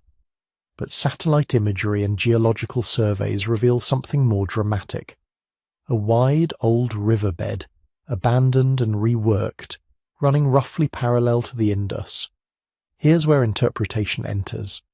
Some researchers argue that in the early and middle phases of the Indus civilization, a large glacier-fed river, maybe a branch of the Sutlej, maybe even the Yamuna, flowed down this course, making the Ghaggar-Hakra/Saraswati a major perennial waterway. Others see a different picture.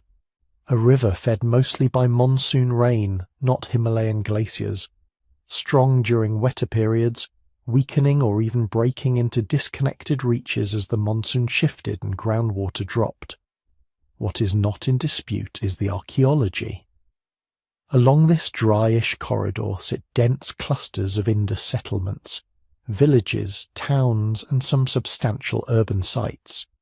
For centuries, people built, farmed, traded and buried their dead along these channels.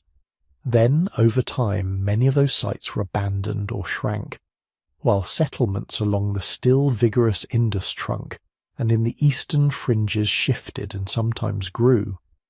The sequence lines up suspiciously well with the environmental signals from lake cores and sediments. As the climate in some parts of the northwest became more arid and certain rivers lost dependable flow, people appear to have moved, not because they read a climate graph, but because the wells were drying, the floods were failing, and the soil wasn't giving them what it used to. Imagine you're an official, whatever that meant in Indus terms, in a city that depends on harvests from a wide hinterland. Your job, in part, is to make sure grain comes in, to temples, to granaries, to storerooms. That grain feeds city labourers, supports craft specialists, keeps trading voyages supplied, maybe funds rituals and public works. You probably don't tax in the way a modern state does, with written lists and receipts we can read. But the very existence of standardized weights, measures and seals tells us something like a redistribution system was in place. Now, year after year, the caravans from one sector start arriving a little lighter. Not empty, just under. Some jars that used to come full of barley are half filled. Some villages send fewer loads than before. People have excuses. The canal silted up. The flood failed. The well never refilled after last year's drought.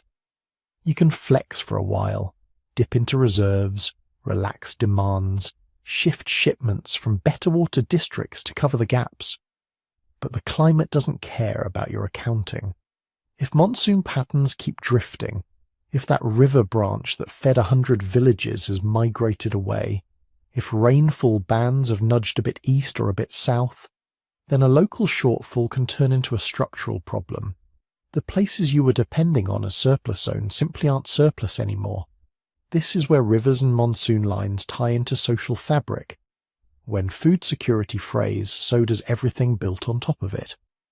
Craft production slows because feeding a full-time artisan becomes harder to justify when everyone is anxious about grain. Long-distance traders find fewer surplus goods to ship and fewer safe harbours of trust and credit to rely on. People in marginal neighbourhoods may decide that rather than gamble on the next harvest, they'd rather try their luck closer to more reliable water. Archaeology captures that as a pattern of shrinking and shifting. At some big Indus cities, later layers show parts of the urban grid going out of use, while smaller, more localised occupations continue. In other regions, new clusters of smaller settlements appear further east and south, toward the upper Ganges plain, toward areas where the monsoon was still generous. It doesn't look like a panicked flight from invaders. It looks like decades and centuries of families making individually rational decisions in an environment that was slowly moving the goalposts. Some sites show careful rebuilding at higher levels, as if people were trying to keep pace with changing flood regimes, raising platforms, thickening walls, reworking drains to handle different water volumes. Others seem to have been let go, their bricks carted off and reused elsewhere. You can read those choices as negotiations with rivers that wouldn't sit still. When a channel shifted too far, maybe you stuck it out for a generation, hoping it would swing back or that rains would return. When it didn't, you moved your fields, then eventually your houses. If enough people did that, the great city on that mound would start to hollow out. From our vantage point centuries later, it's tempting to look for a single cause. The monsoon failed, the Saraswati dried, the climate collapsed. But the evidence on the ground resists slogans. Lake and marsh cores point to regionally varied trends. Some zones dried, others may have stayed relatively wet or even gotten slightly wetter. River sediments record channel migrations and avulsions that don't all line up neatly on one date. Settlement data shows staggered patterns of contraction and relocation, not a synchronized crash. What ties it together is not one big event, but the accumulation of stress.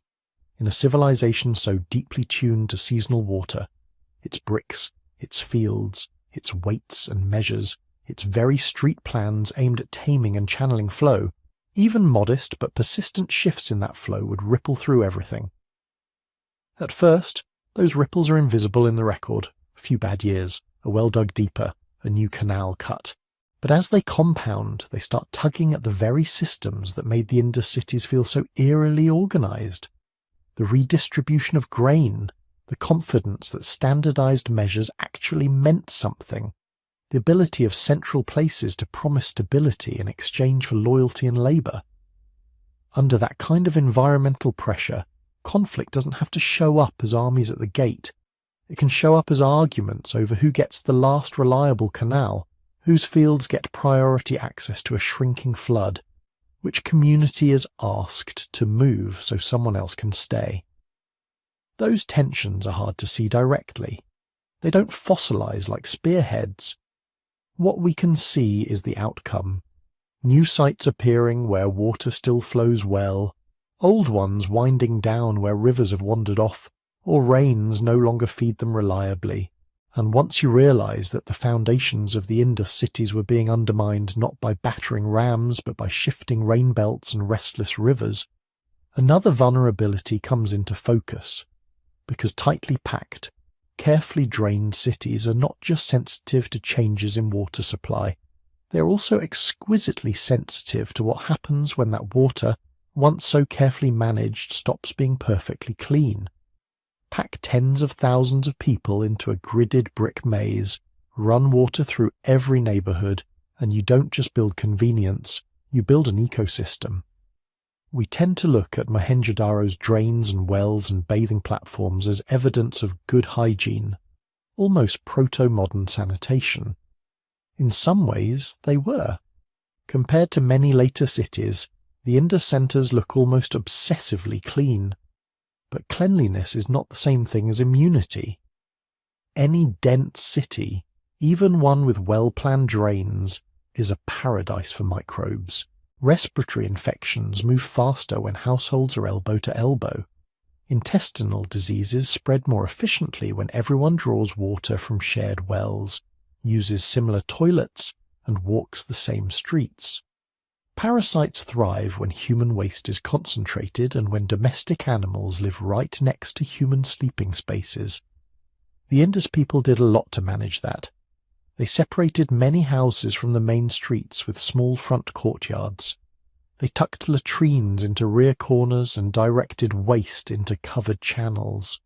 They standardized brick sizes so walls and drains could be built and rebuilt with predictable fits.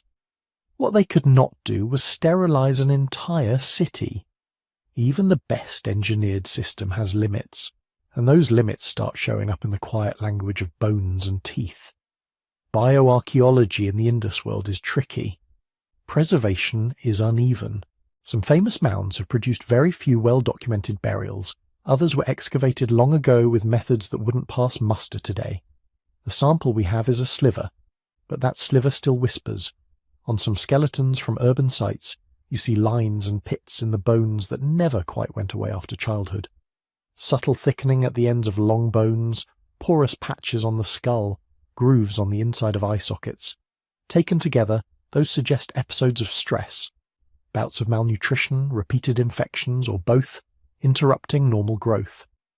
Teeth tell the same story in finer detail. Under a microscope, the enamel shows faint horizontal grooves, growth disruptions known as enamel hyperplasia, laid down like scars while the tooth was forming. Each line is a record of some childhood crisis that temporarily derailed development. You don't get those from a single bad day. You get them from periods when food, disease, or both became serious problems. Urban life makes that more likely. When a harvest fails in a village, families might scatter to relatives or new lands. In a city, people are locked into a place whose walls, drains, and granaries represent sunk costs. They may tighten belts, work harder, or lean on stored grain, but they also crowd into the same spaces, breathe the same air, and drink from the same stressed wells. There are more pointed clues too. At some Indus sites, soil samples taken from ancient drains and around habitation areas have yielded microscopic remains of intestinal parasites, eggs from worms that live in the human gut. They're not abundant enough yet to map an epidemic, and the data set is small, but their presence is telling. It means that even with carefully managed waste, some fraction of what went down those latrines and drains carried organisms ready to climb back up the food chain, into unboiled drinking water, onto crops fertilized with night soil, onto hands, onto shared surfaces. You can also see the toll in the joints. Several skeletal series from the broader Indus sphere show signs of heavy repetitive labour, spinal compression, joint degeneration, healed fractures. That's not unique to cities, of course, but in an urban context it likely reflects the constant demands of construction, maintenance and transport. Those demands matter because sanitation isn't a thing you build once. Drains clog, brickwork cracks, wells silt up or get contaminated. Public platforms and private courtyards need periodic clearing, or they turn into catchments for stagnant water and trash. When the climate was kindly and grain was plentiful, cities could probably afford a lot of maintenance. You have the food to support full-time brickmakers, drain cleaners, supervisors, people whose job is to keep water and waste moving where they're supposed to. As the environmental stress we talked about earlier ramps up, rivers wandering, monsoons faltering, that cushion shrinks. Imagine those same streets during a string of weak flood years. Grain coming into the city granaries is lighter. Local officials are juggling shortfalls. Households are more likely to be on edge about food. Labour that once went into rebuilding drains or relining wells now gets pulled into shoring up field walls, digging new channels, or simply trying to secure enough calories. Meanwhile, the physical city is ageing. The brick drains that were laid down a century earlier are a little more fragile. The cesspits that used to be emptied regularly are left a bit longer between cleanings. Roofs leak more. Courtyards pave over their wells and tap neighbours instead. Now throw flooding into the mix. We tend to picture drought when we think about climate stress. But in lowland river cities, bad years can mean the opposite problem. Ill-timed or more erratic floods. A monsoon that comes late but hard might send a pulse of water roaring through channels that haven't seen that volume for a while. Drainage systems built for a certain range of flow can be overwhelmed. Sewage backwashes into streets. Latrine pits overflow. Wells get infiltrated by surface runoff carrying whatever was lying in alleyways. Standing water, trapped in low spots behind collapsed walls in half-maintained drains, becomes a breeding ground for mosquitoes and other vectors.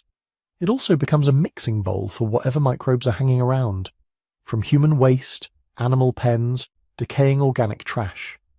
The Indus engineers knew water was dangerous as well as precious. The raised platforms, the slope of streets, the proliferation of drains all testify to that awareness. But no city system is perfect, and no inspection regime is immune to budget cuts, especially when the budget is surplus grain and available hands. In a good year, you dig out the drains before the monsoon hits. In a bad year, you're late. Maybe several neighbourhoods clean theirs, a few poorer quarters don't. Water behaves accordingly. From our vantage point, we can't point to a particular skeleton and say, this person died in the summer diarrhea outbreak of 1850 BCE. The evidence just isn't that fine-grained yet, and preservation biases are brutal. What we can say is that in multiple Indus populations, especially in urban or proto-urban settings, there are signs of childhood growth disruptions consistent with periodic stress. Healed lesions on bones that can be associated with chronic infections. Dental wear and caries patterns that hint at carbohydrate-heavy diets. Maybe more reliance on stored grains when fresh produce was scarce. Occasional parasite indicators in sediments associated with human waste. None of these individually scream plague. Together they're more like a background hum, the constant companion of dense settlement. And that's where fragility creeps in. Not as a single deadly epidemic, but as a rising baseline of vulnerability. Think about the compounding effects. A slightly weaker monsoon means more irregular grain supplies. More irregular grain supplies mean more nutritional stress, especially for children. Nutritional stress dulls immune responses. A city whose inhabitants are marginally underfed for a few seasons in a row is a city where ordinary gastrointestinal bugs can become killers. Now layer in maintenance fatigue. As climate and economic pressures bite, the workforce available for public work shrinks or is redirected. The drains don't get quite the same attention. Wells aren't monitored as diligently. Small problems, hairline cracks, minor blockages, shallow pools, multiply. Each of those is a tiny increase in disease risk. Each outbreak, even if it doesn't leave a dramatic archaeological fingerprint, chips away at the energy of the population. Fewer healthy adults means less labour for the harvest, for transport, for rebuilding, which in turn makes it harder to keep the systems running that prevent the next outbreak. That kind of feedback loop doesn't produce Hollywood-style collapse. It produces sag, a city that slowly loses its edge. Workshops missing a generation of skilled hands because childhood illness culled or stunted them. Neighbourhoods where families quietly move out after a bad run of fevers. Administrators who find themselves firefighting constantly, rerouting supplies, organising repairs after another inconvenient flood, rather than planning grand new projects. From the outside, centuries later, what we see is patchy. Some streets in late phases of Mohenjo-Daro look less carefully maintained than earlier ones. Certain areas seem to have been abandoned while others were still occupied. In some city layers you find more hasty repairs, cruder construction plugged into once elegant layouts. Is that proof of sanitation failure and disease spirals? No. Too many other factors are in play, and the sample is too small to treat any single pattern as decisive. But when you place those hints alongside what we know about how dense pre-modern cities behave in general, a plausible picture emerges. Indus urban life operating close to the edge of what its water and waste systems could handle, and gradually slipping over that edge as environmental and economic conditions eroded the margins. The irony is sharp.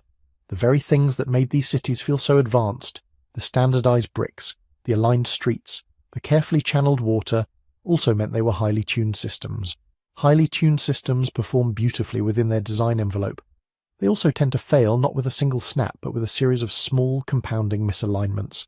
A maintenance budget shaved here, a drain left uncleared there. 3 weak monsoons in a row. A particularly nasty season of gut infections among already stressed children. Over decades, those misalignments can nudge people toward different choices, to move to smaller, less tightly packed settlements, to seek out places where wells are shallower and floods more predictable, to rely less on giant brick machines and more on flexible, low-density living. When you line up the clues, from climate cause to river shifts to the quiet testimony of bones, it becomes harder to see the fall of the Indus cities as a mystery disaster. It starts to look more like a long conversation between water, microbes, bricks, and human bodies. A conversation in which the answers didn't come all at once, but in the gradual redirection of labour, trade, and trust away from the giant, carefully drained mounds and towards something else. To see what that something else might have looked like, we have to follow the money, or at least the goods, because as the health and maintenance burden of the big cities grew, the economic web that fed them was changing too. If you zoomed out over the Indus world at its height, it wouldn't look like a handful of isolated city-states. It would look like circuitry. Big urban nodes, Mohenjo-Daro, Harappa, Dholavira, Rakhigarhi, glowing where tens of thousands lived and worked. Smaller towns and villages scattered around them, each plugged into the grid. Raw materials flowing in, finished goods flowing out. Ideas, styles, and standards humming along the lines. That circuitry depended on one simple rule. Predictability.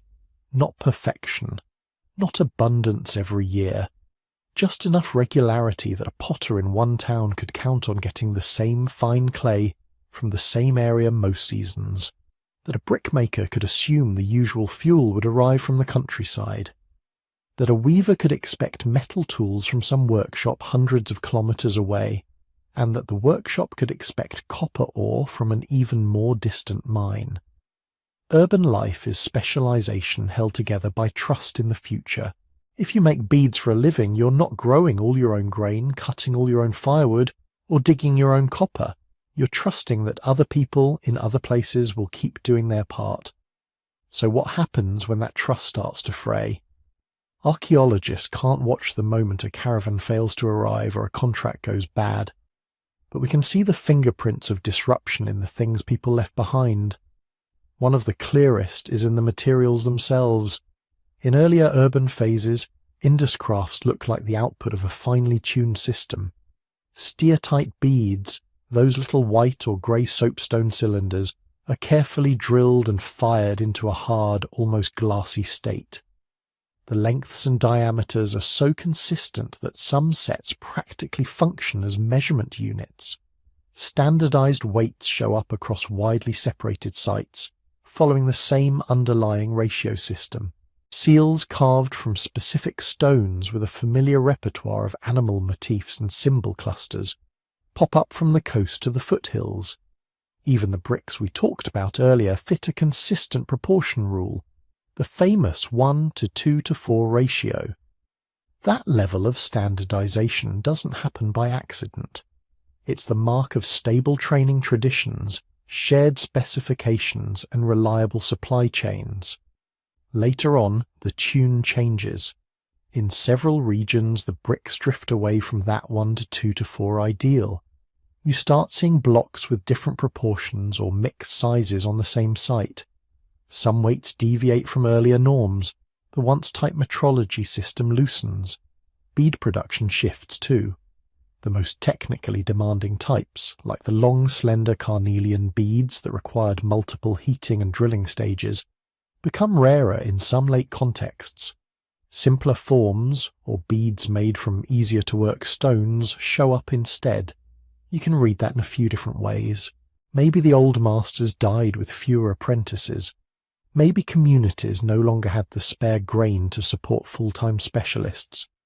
Maybe the raw materials, specific stones from specific hills, or high-quality timber for kilns, weren't coming through in the same way.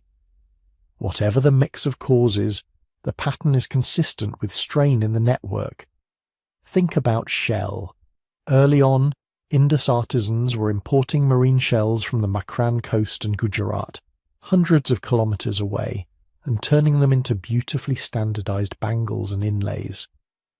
Those shells needed to travel inland along routes that also carried fish, salt, bitumen, maybe even ideas about ritual and status. When those coastal interior ties weaken even a little, you'd expect inland workshops to either change their product lines, downgrade to local materials, or shut down. We do see shifts. In some inland sites, shell items decline while bone, clay, or cheaper stone substitutes appear. It's a quiet signal, but it speaks to the same underlying issue.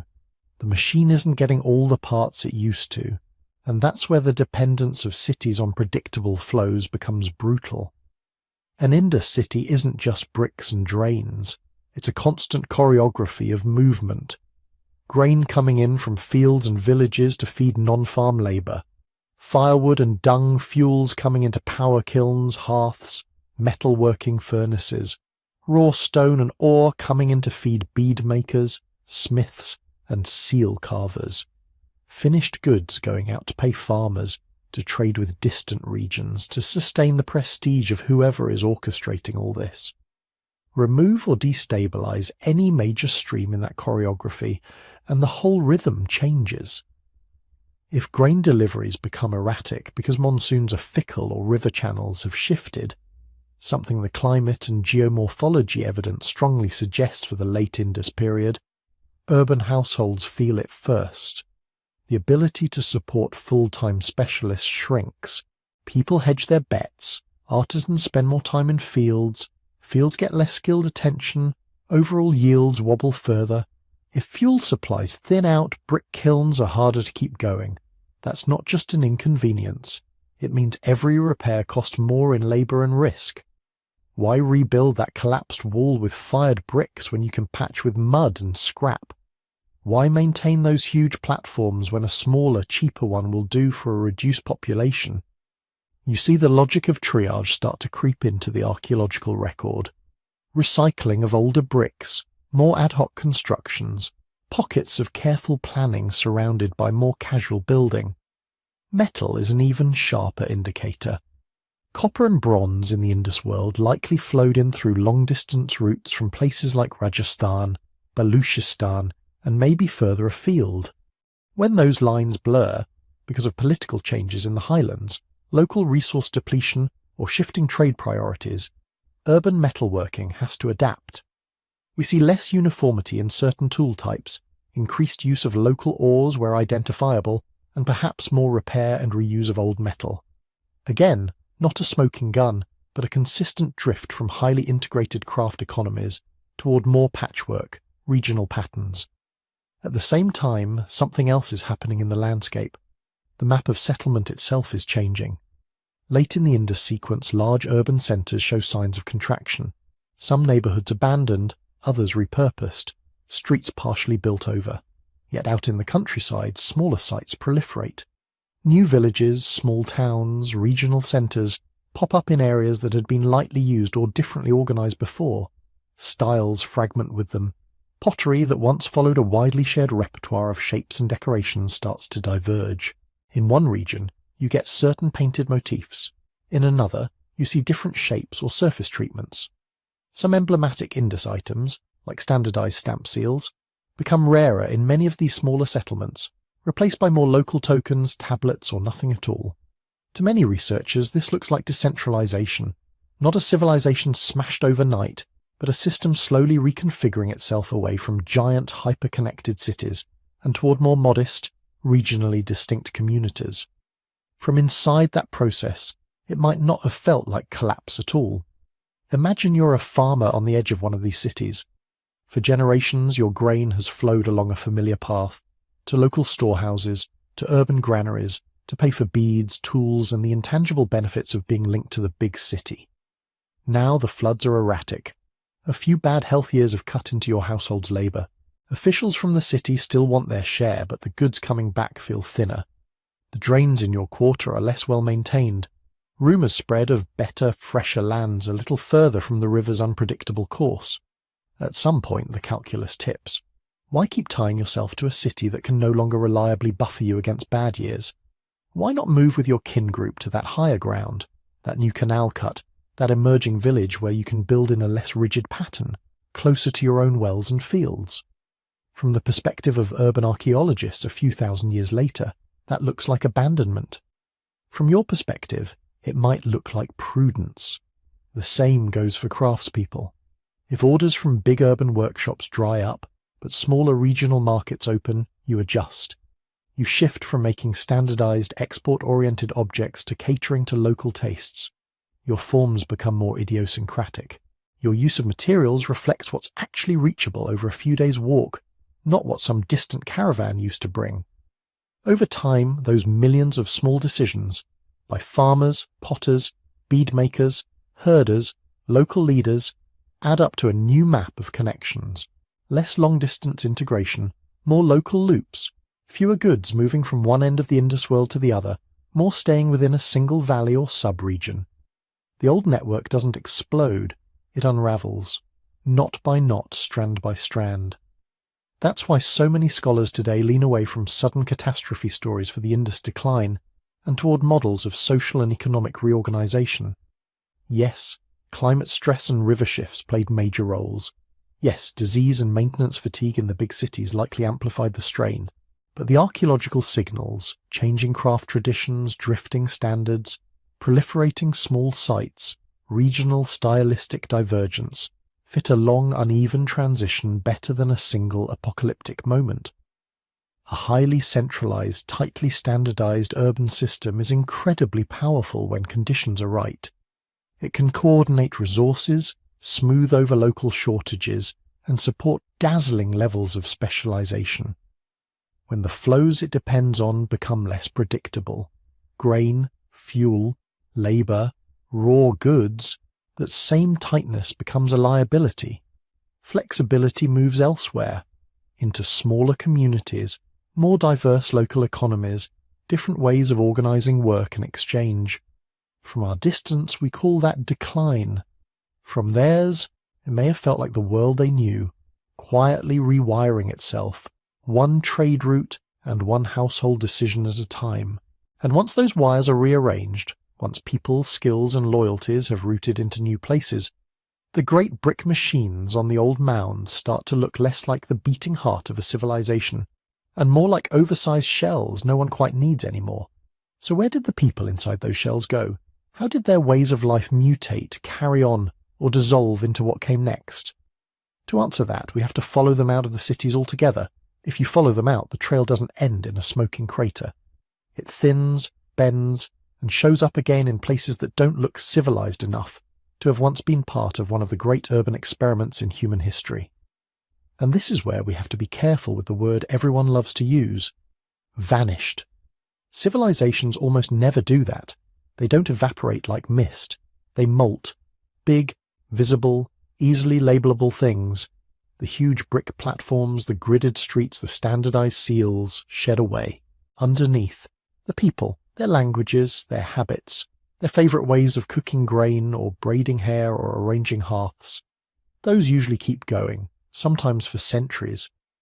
With the Indus, the molting seems to have gone in a few main directions. One is geographical. As some of the great cities in the core Indus basin contract or are abandoned, we see more and more sites popping up further east into what's now eastern Punjab, Haryana, western Uttar Pradesh, even the Ganges-Yamuna Doab. Larger urban hubs like Harappa and Mohenjo-Daro lose population. Meanwhile, mid-sized towns and villages increase in number in the upper and eastern parts of the old Indus sphere. From a satellite view, it's like watching the light dim in a few big bulbs while dozens of smaller ones flicker on across a wider area. To many archaeologists, this looks like a long-term drift toward the east, and towards smaller, more dispersed settlements as people track water and opportunity.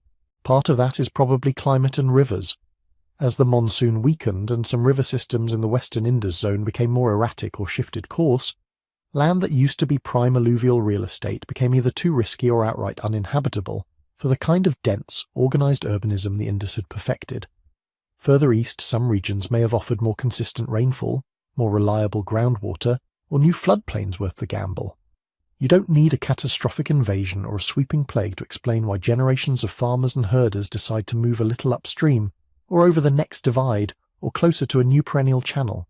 You just need families making the same pragmatic choice, over and over. Another direction of change is social and economic. The big cities had been engines for hyper-specialization. When those engines stall, people don't stop knowing how to work stone, clay, shell, and metal. They just start doing it for different markets and with different constraints. In those post-urban villages and small towns, we still see beads. We still see bangles, we still see copper tools, terracotta figurines, decorated pottery. But the feel shifts. Instead of tight pan-regional standardization, you get more regional flavours. Similar forms show up with small twists, a slightly different way of painting a pot, a new favourite animal motif, a local variant of a classic Indus shape. Some classic Indus technologies keep going almost like nothing happened. People are still building in mud brick, often with bricks that look a lot like the old types, even if the famous 1:2:4 ratio isn't obeyed with the same obsessiveness. They're still making certain kinds of storage jars, still planning houses around courtyards, still using wells. You can think of these as continuity clues. They're like genetic markers in a population that has moved and intermarried and changed its customs, but still carries specific traits from an older lineage. Look at certain craft motifs. The so-called pipal leaf form that shows up in Indus art doesn't vanish with the cities, it lingers in later regional iconographies. Some basic horned or composite animal figures seem to echo forward into later South Asian mythic repertoires. The famous Indus unicorn, seal animal, might not show up in exactly the same form later on, but stylized bovines, powerful composite beasts, and specific ways of framing animals in rectangular spaces do. It's not straightforward one-to-one inheritance. We're deep into the realm of interpretation here. But it's enough to make a lot of scholars think in terms of cultural threads, not complete rupture. Even in the realm of technology that feels very urban, like weights and measures, there's a long tail. Standardized weights in later South Asian contexts sometimes use size series and ratio schemes that look suspiciously like distant cousins of Indus metrology. Whether that's direct inheritance or convergent evolution is debated, but the continuity hypothesis isn't outlandish. And then there are the little things that almost never make it into grand narratives. Ways of building hearths, preferred grain crops, specific combinations of wheat and barley, the use of certain millets, the continued presence of zebu cattle, of particular sheep and goat morphologies, of water management features tuned to monsoon rhythms. Those mundane agricultural household details show a lot of inertia across the supposed line between Indus and post-Indus. So if much of the population didn't die in some massive catastrophe, and if a lot of their practices quietly persisted, Why did so many stories for so long talk about destruction and disappearance? Here's where we hit the contested theories. For much of the 19th and 20th centuries, especially under colonial scholarship, a favourite story went like this. The Indus civilization was overwhelmed by invading Indo-Aryan tribes sweeping down from the northwest, bringing new languages, new gods, and a more dynamic culture that replaced a tired, rigid urban system.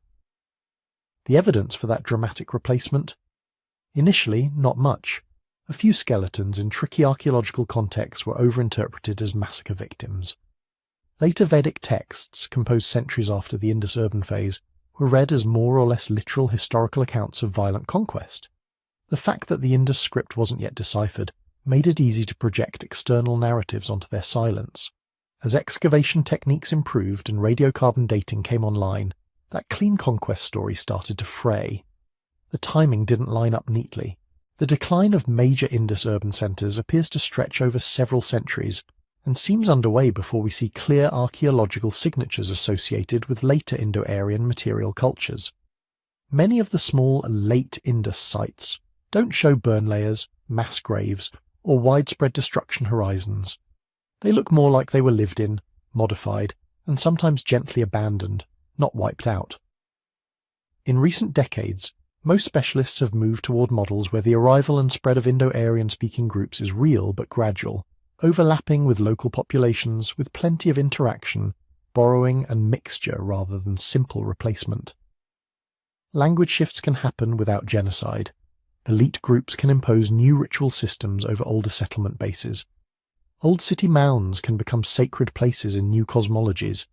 People can adopt new deities and chants, while still farming the same fields their great-grandparents did.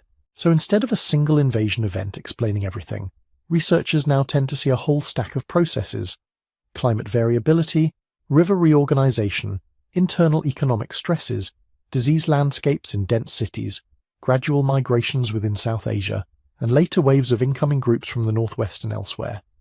Some of these processes start before the big cities are fully gone. Others continue long after. This layered view also helps revisit that original paradox, how a civilization that left so few weapons and fortresses could still come to an end. If you imagine the only way a city dies is by being sacked, the lack of spearheads and battle murals is baffling. But if urban decline is mostly about water becoming unreliable, fields salting up, trade routes bending away, disease dynamics shifting, and people recalculating where life feels most secure, then the absence of weapons is exactly what you'd expect. The Indus cities might have been relatively peaceful in the sense of not organizing themselves around warfare, not glorifying conquest in their art, not pouring resources into massive defensive walls. That didn't make them immune to the slow violence of climate change, of river avulsion, of epidemic disease in high-density environments, of economic systems stretched past their adaptive limits. Their end, as far as we can tell, wasn't a single event with trumpets and flames. It was a migration of focus, away from a few monumental nodes toward many more modest ones, away from rigid standardization toward regional diversity, away from inscriptions on steatite seals toward other, still mostly invisible ways of encoding memory and authority. From a distance of 4,000 years that ends up looking like disappearance, we look at the massive mounds, see the last major building phases, then layers of silt and scattered later huts, and we say, they vanished. But if you follow the potsherds, the bricks, the wells, the cereals, the cattle, if you track the motifs, the patterns of settlement, the stubborn cling of certain technologies, a different sentence emerges. The cities ended, the civilization changed address. People carried pieces of Indus life into new landscapes, mixed them with incoming ideas, and over many generations turned them into something we label with different names: painted greyware cultures, early Vedic communities, the seeds of later North Indian states. The vanishing is partly an illusion created by where we choose to look and what we choose to count as civilization. We count seals and great baths and gridded streets, and when those go quiet, we write collapse. We rarely count the continuity sitting in village layouts, in irrigation tricks, in craft lineages, in ritual gestures that no text ever bothered to describe. To really understand what happened after the last great drains of Mohenjo-Daro clogged and cracked, we have to expand that definition. Because the lessons of the Indus aren't only about how you build perfect cities, they're also about what survives after the bricks stop being laid in straight lines.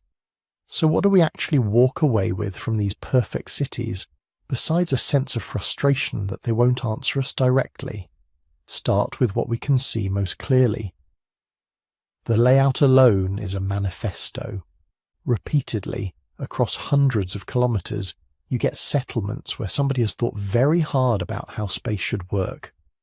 Orthogonal street grids, often aligned to cardinal directions or to reasonably consistent bearings. Main streets broad enough for traffic, side lanes narrower, all of it forming a kind of urban skeleton that could be replicated, adjusted, extended. This isn't the organic sprawl you get when houses just accrete around a hilltop or a shrine. It's geometry laid over mud and brick. Then there's the brick itself. The famous 1:2:4 ratio for brick dimensions sounds like trivia until you realise what it really means. Every builder, every kiln, every mason is working off the same mental blueprint. Change the scale, keep the proportions, and everything fits. Walls, corners, platforms, wells. You get modularity centuries before anyone is talking about modular design. Add water to that. Not just the great bath at Mohenjo-Daro, which is flashy and gets all the attention, but the boring parts, street-side drains, soak pits, inspection covers, graded lanes that slope so water actually goes somewhere, rather than just sitting and rotting. Household bathrooms with carefully laid brick floors, plastered for waterproofing, tied into covered drains that lead out into larger channels. Wells everywhere. Private wells, courtyard wells, neighbourhood wells. A city where getting clean water and getting rid of dirty water wasn't an afterthought, but a principle that shaped the whole layout. Under your feet you have a hidden infrastructure that rivals anything in the ancient world. On top of that, you see a level of everyday standardization that is honestly unnerving. Weighing stones cut to consistent series, storage jars of specific repeated shapes, doorways and stair widths clustering within narrow ranges, beads drilled with astonishing precision, some using techniques that require an intuitive understanding of abrasives and rotation speeds. This is civic engineering that has leaked into craft, and craft discipline that has fed back into urban form. No king lists, no royal inscriptions, no giant statues of ruling elites lording it over everyone, and yet a city you can walk through without tripping into chaos. The lesson is hard to ignore. You don't need a visible emperor carved on every gate to build and maintain complex systems. You need norms, shared measurements, collective habits that line up across time and distance. That's the part that feels almost contemporary. A civilization quietly built on interoperability, bricks that fit bricks across regions, weights that balance scales in towns that never met, drain solutions cloned and tweaked to suit local conditions. It's like they were running a 4,000-year-old open-source project on urbanism. But then the silence hits. Because right at the core of how such a system would work, how decisions were made, how conflicts were resolved, how priorities were set, we hit the blank wall of the undeciphered script. We have hundreds, maybe thousands of short inscriptions. Beautifully carved seal stones, tags, sometimes pot marks. Signs that repeat form patterns clearly mean something. But we still don't know. Was this a full language with grammar and narrative, or a highly compressed system of names, titles, and commodities? Were these the signatures of merchants, the marks of households, the identifiers of temples or clans? Did the same script appear on perishable materials, palm leaves, wood, cloth, that are now long gone, doing the heavy lifting of administration? Or was writing itself something narrower there, reserved for sealing goods and invoking symbols, while most governance ran on oral agreements, memory, and ritual? We also don't know who exactly was steering all this. Were these city-states with councils of elders, merchant guilds that doubled as political bodies, priestly groups coordinating ritual calendars and water management? Was there a hidden hierarchy living in those citadel mounds? Or were those more like raised platforms for communal storage and ritual, not palaces in the Mesopotamian or Egyptian sense?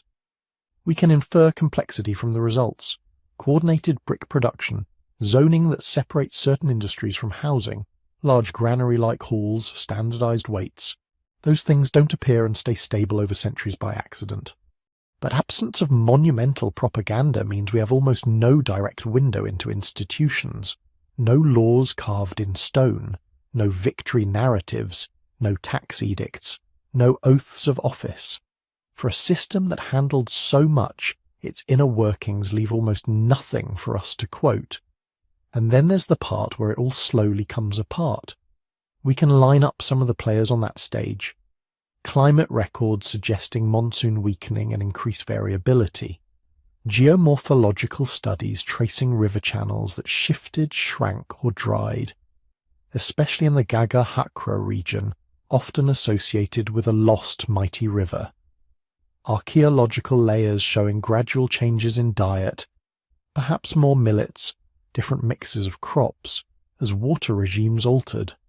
Urban stratigraphy where maintenance of big drains starts to slip, where major platforms get repurposed instead of rebuilt to original standards. Signs of trade links fraying, fewer long-distance exotic materials, more local clays and stones, a diversification of regional ceramic styles. Possibly disease dynamics that we can't see directly but can reasonably suspect. Dense populations, changing water tables, warmer or more variable climates all add up to shifting pathogen pressures. Layer onto that long-distance trade routes that might have pivoted. If Gulf networks tilted toward Mesopotamia through different intermediaries, or if maritime routes adjusted to new harbours, inland Indus hubs could have found themselves off the main arteries, their once perfect location now merely provincial. And somewhere in that mix, population movements, some internal, following better water, some from outside, bringing new languages, new ritual repertoires, new pastoral strategies. But if you're looking for a single smoking gun, a single year where it all breaks, the evidence refuses. The bricks go out of strict ratio gradually. The cities thin, some faster than others, over lifetimes. We can imagine a scene that repeats for centuries, a young family deciding not to rebuild in the cramped, increasingly dysfunctional old quarter, but to move a little downstream, where the soil is fresh and the flood pattern more predictable. A bead maker marrying into a village that doesn't need as many carnelian exports, but could use someone who knows how to line wells. A caravan that used to stop at one big city now splitting its route between 3 smaller markets. No invader smashes the grid in one blow. Life just flows around it. That, maybe, is the hardest lesson to absorb, because it undercuts both our favourite myths, the myth of the glorious, invulnerable city, and the myth of the singular, cinematic collapse. From the Indus, we get something subtler. You can have stunning foresight in planning and still be caught out by slow, compounding shifts you can't fully anticipate. You can build in brick and ratio and drain and standard weight and still be at the mercy of rivers that change their mind, monsoons that blink, microbial ecologies you can't see. But we also see the flip side. A system that looks rigid from a distance, bricks all the same, streets all straight, turns out to have a lot of quiet flexibility at the edges. When stress rises, people don't only cling to the old core until it explodes. They peel away, redirect, reconfigure their lives in smaller, more adaptable clusters. Urban perfection in one phase becomes a reservoir of skills, techniques and habits that can be redeployed in a very different one. If there's a message for us in that, it's not "don't build cities" or "standardization is bad." It's more uncomfortable. No amount of engineering can freeze a world in place. The best we can do is design systems that can degrade gracefully, that can be disassembled into parts that still make sense outside the original master plan. Indus urbanism, judged by that metric, did surprisingly well. Its wells, bricks, crops and crafts kept making sense far from the shadow of the great platforms. Still, some questions won't stop tugging. What was it like to sit in an assembly in one of those cities listening to arguments about canal maintenance or grain storage in a language we can't yet hear? Did anyone stand up and say, "The river has shifted twice in my lifetime. Maybe we shouldn't keep rebuilding here"? How did authority work on the day a caravan failed to arrive, or a flood came higher than expected, or an epidemic swept through a neighbourhood built on the promise of cleanliness? Did they tell stories about their own origins, their own first city, their own perfect builder, stories that might still echo faintly in later myths we now read with no idea of their real age? We're left with a civilization that solves certain problems so elegantly that its ruins feel strangely modern, and yet kept its voice locked in a script we still can't read. Maybe that's why the Indus sticks in people's heads. It shows us that it's possible to run dense, complex cities without turning them into shrines to kings and conquest. It shows us that collapse can look, up close, like a series of reasonable decisions made by ordinary families under changing conditions.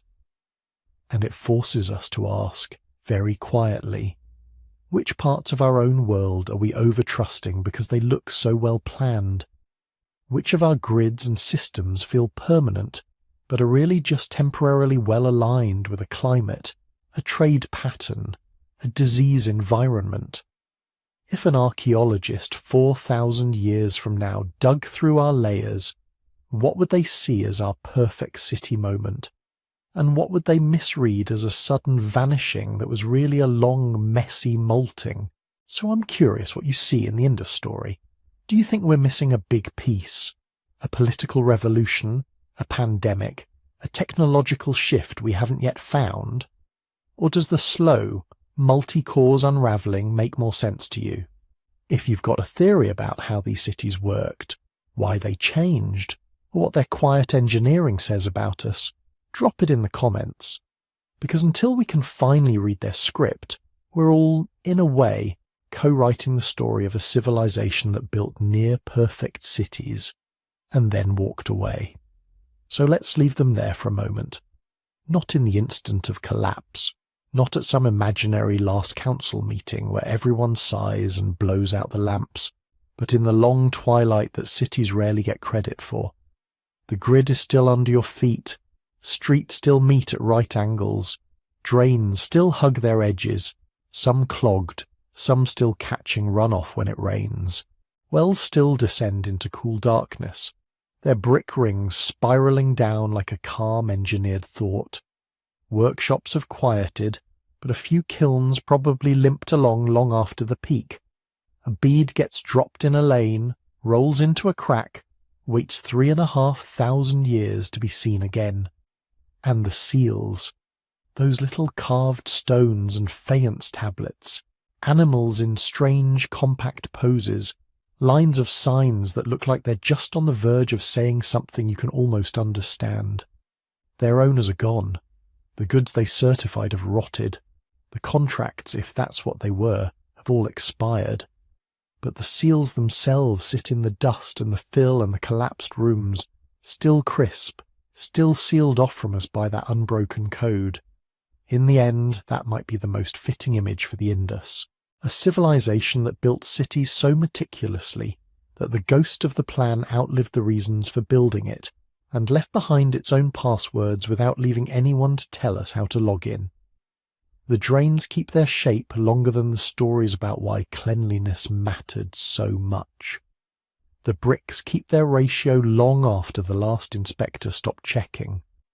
The seals keep their silence when the language that once surrounded them has shredded into 100 descendant myths that no one can quite trace.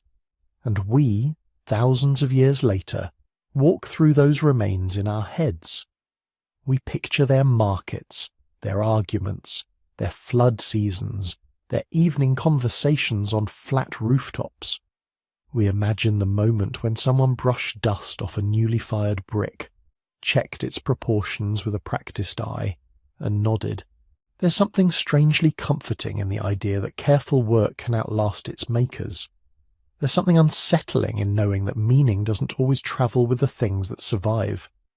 If you've stayed with this story all the way to the end, you're part of a tiny modern echo of that old network.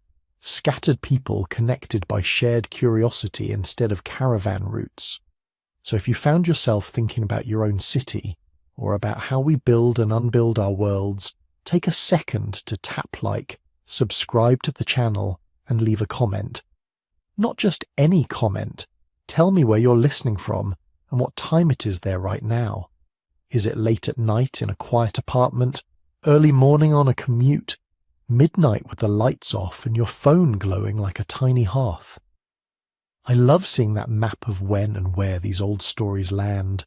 If this kind of deep time mystery is your thing, and you want to wander even further back than the Indus, I've put a lot of these prehistoric threads together in a book about the strange forgotten bottlenecks and turning points that shaped our species long before the first brick was laid in Harappa. It's all about those moments when a few thousand, or a few hundred, or maybe just a handful of people made it through crises that should have ended everything, leaving quiet fingerprints in our DNA and in the scattered stone tools we dig up today. You can find that book over at sleepytimehistory.com. It's written to be something you can fall asleep to or sink into slowly, the way you'd wander through an ancient city at dusk when the heat finally breaks. Of course, no single book and no single video can close the file on a civilization like this. We're still one good decipherment, one lucky find, one surprise core sample away from shifting the whole picture. Maybe tomorrow somebody pulls a wooden tablet out of an anaerobic well lining with longer inscriptions we can finally analyse. Maybe some dusty box in a museum stores the key seal that shows a scene we've never imagined. Maybe all we ever get is what we have now: bricks, drains, streets, silent seals, and a lot of very human guesses. Either way, the mystery isn't a failure of the story. It's part of what keeps it alive.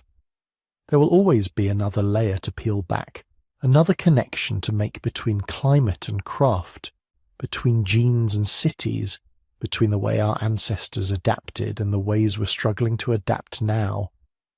So as you close your eyes tonight, or go back to your day, let a little piece of your mind linger on those straight streets under a vanished sky, on water running through covered drains, on a merchant pressing a seal into soft clay and trusting a system we can no longer see. And if you're still curious, stay tuned. Because the Indus isn't the only place where people built impossibly ambitious worlds and then slipped out of the frame. There's another ancient mystery waiting, one where the ruins are smaller, the clues are stranger, and the line between myth and archaeology is even blurrier. We'll go there next.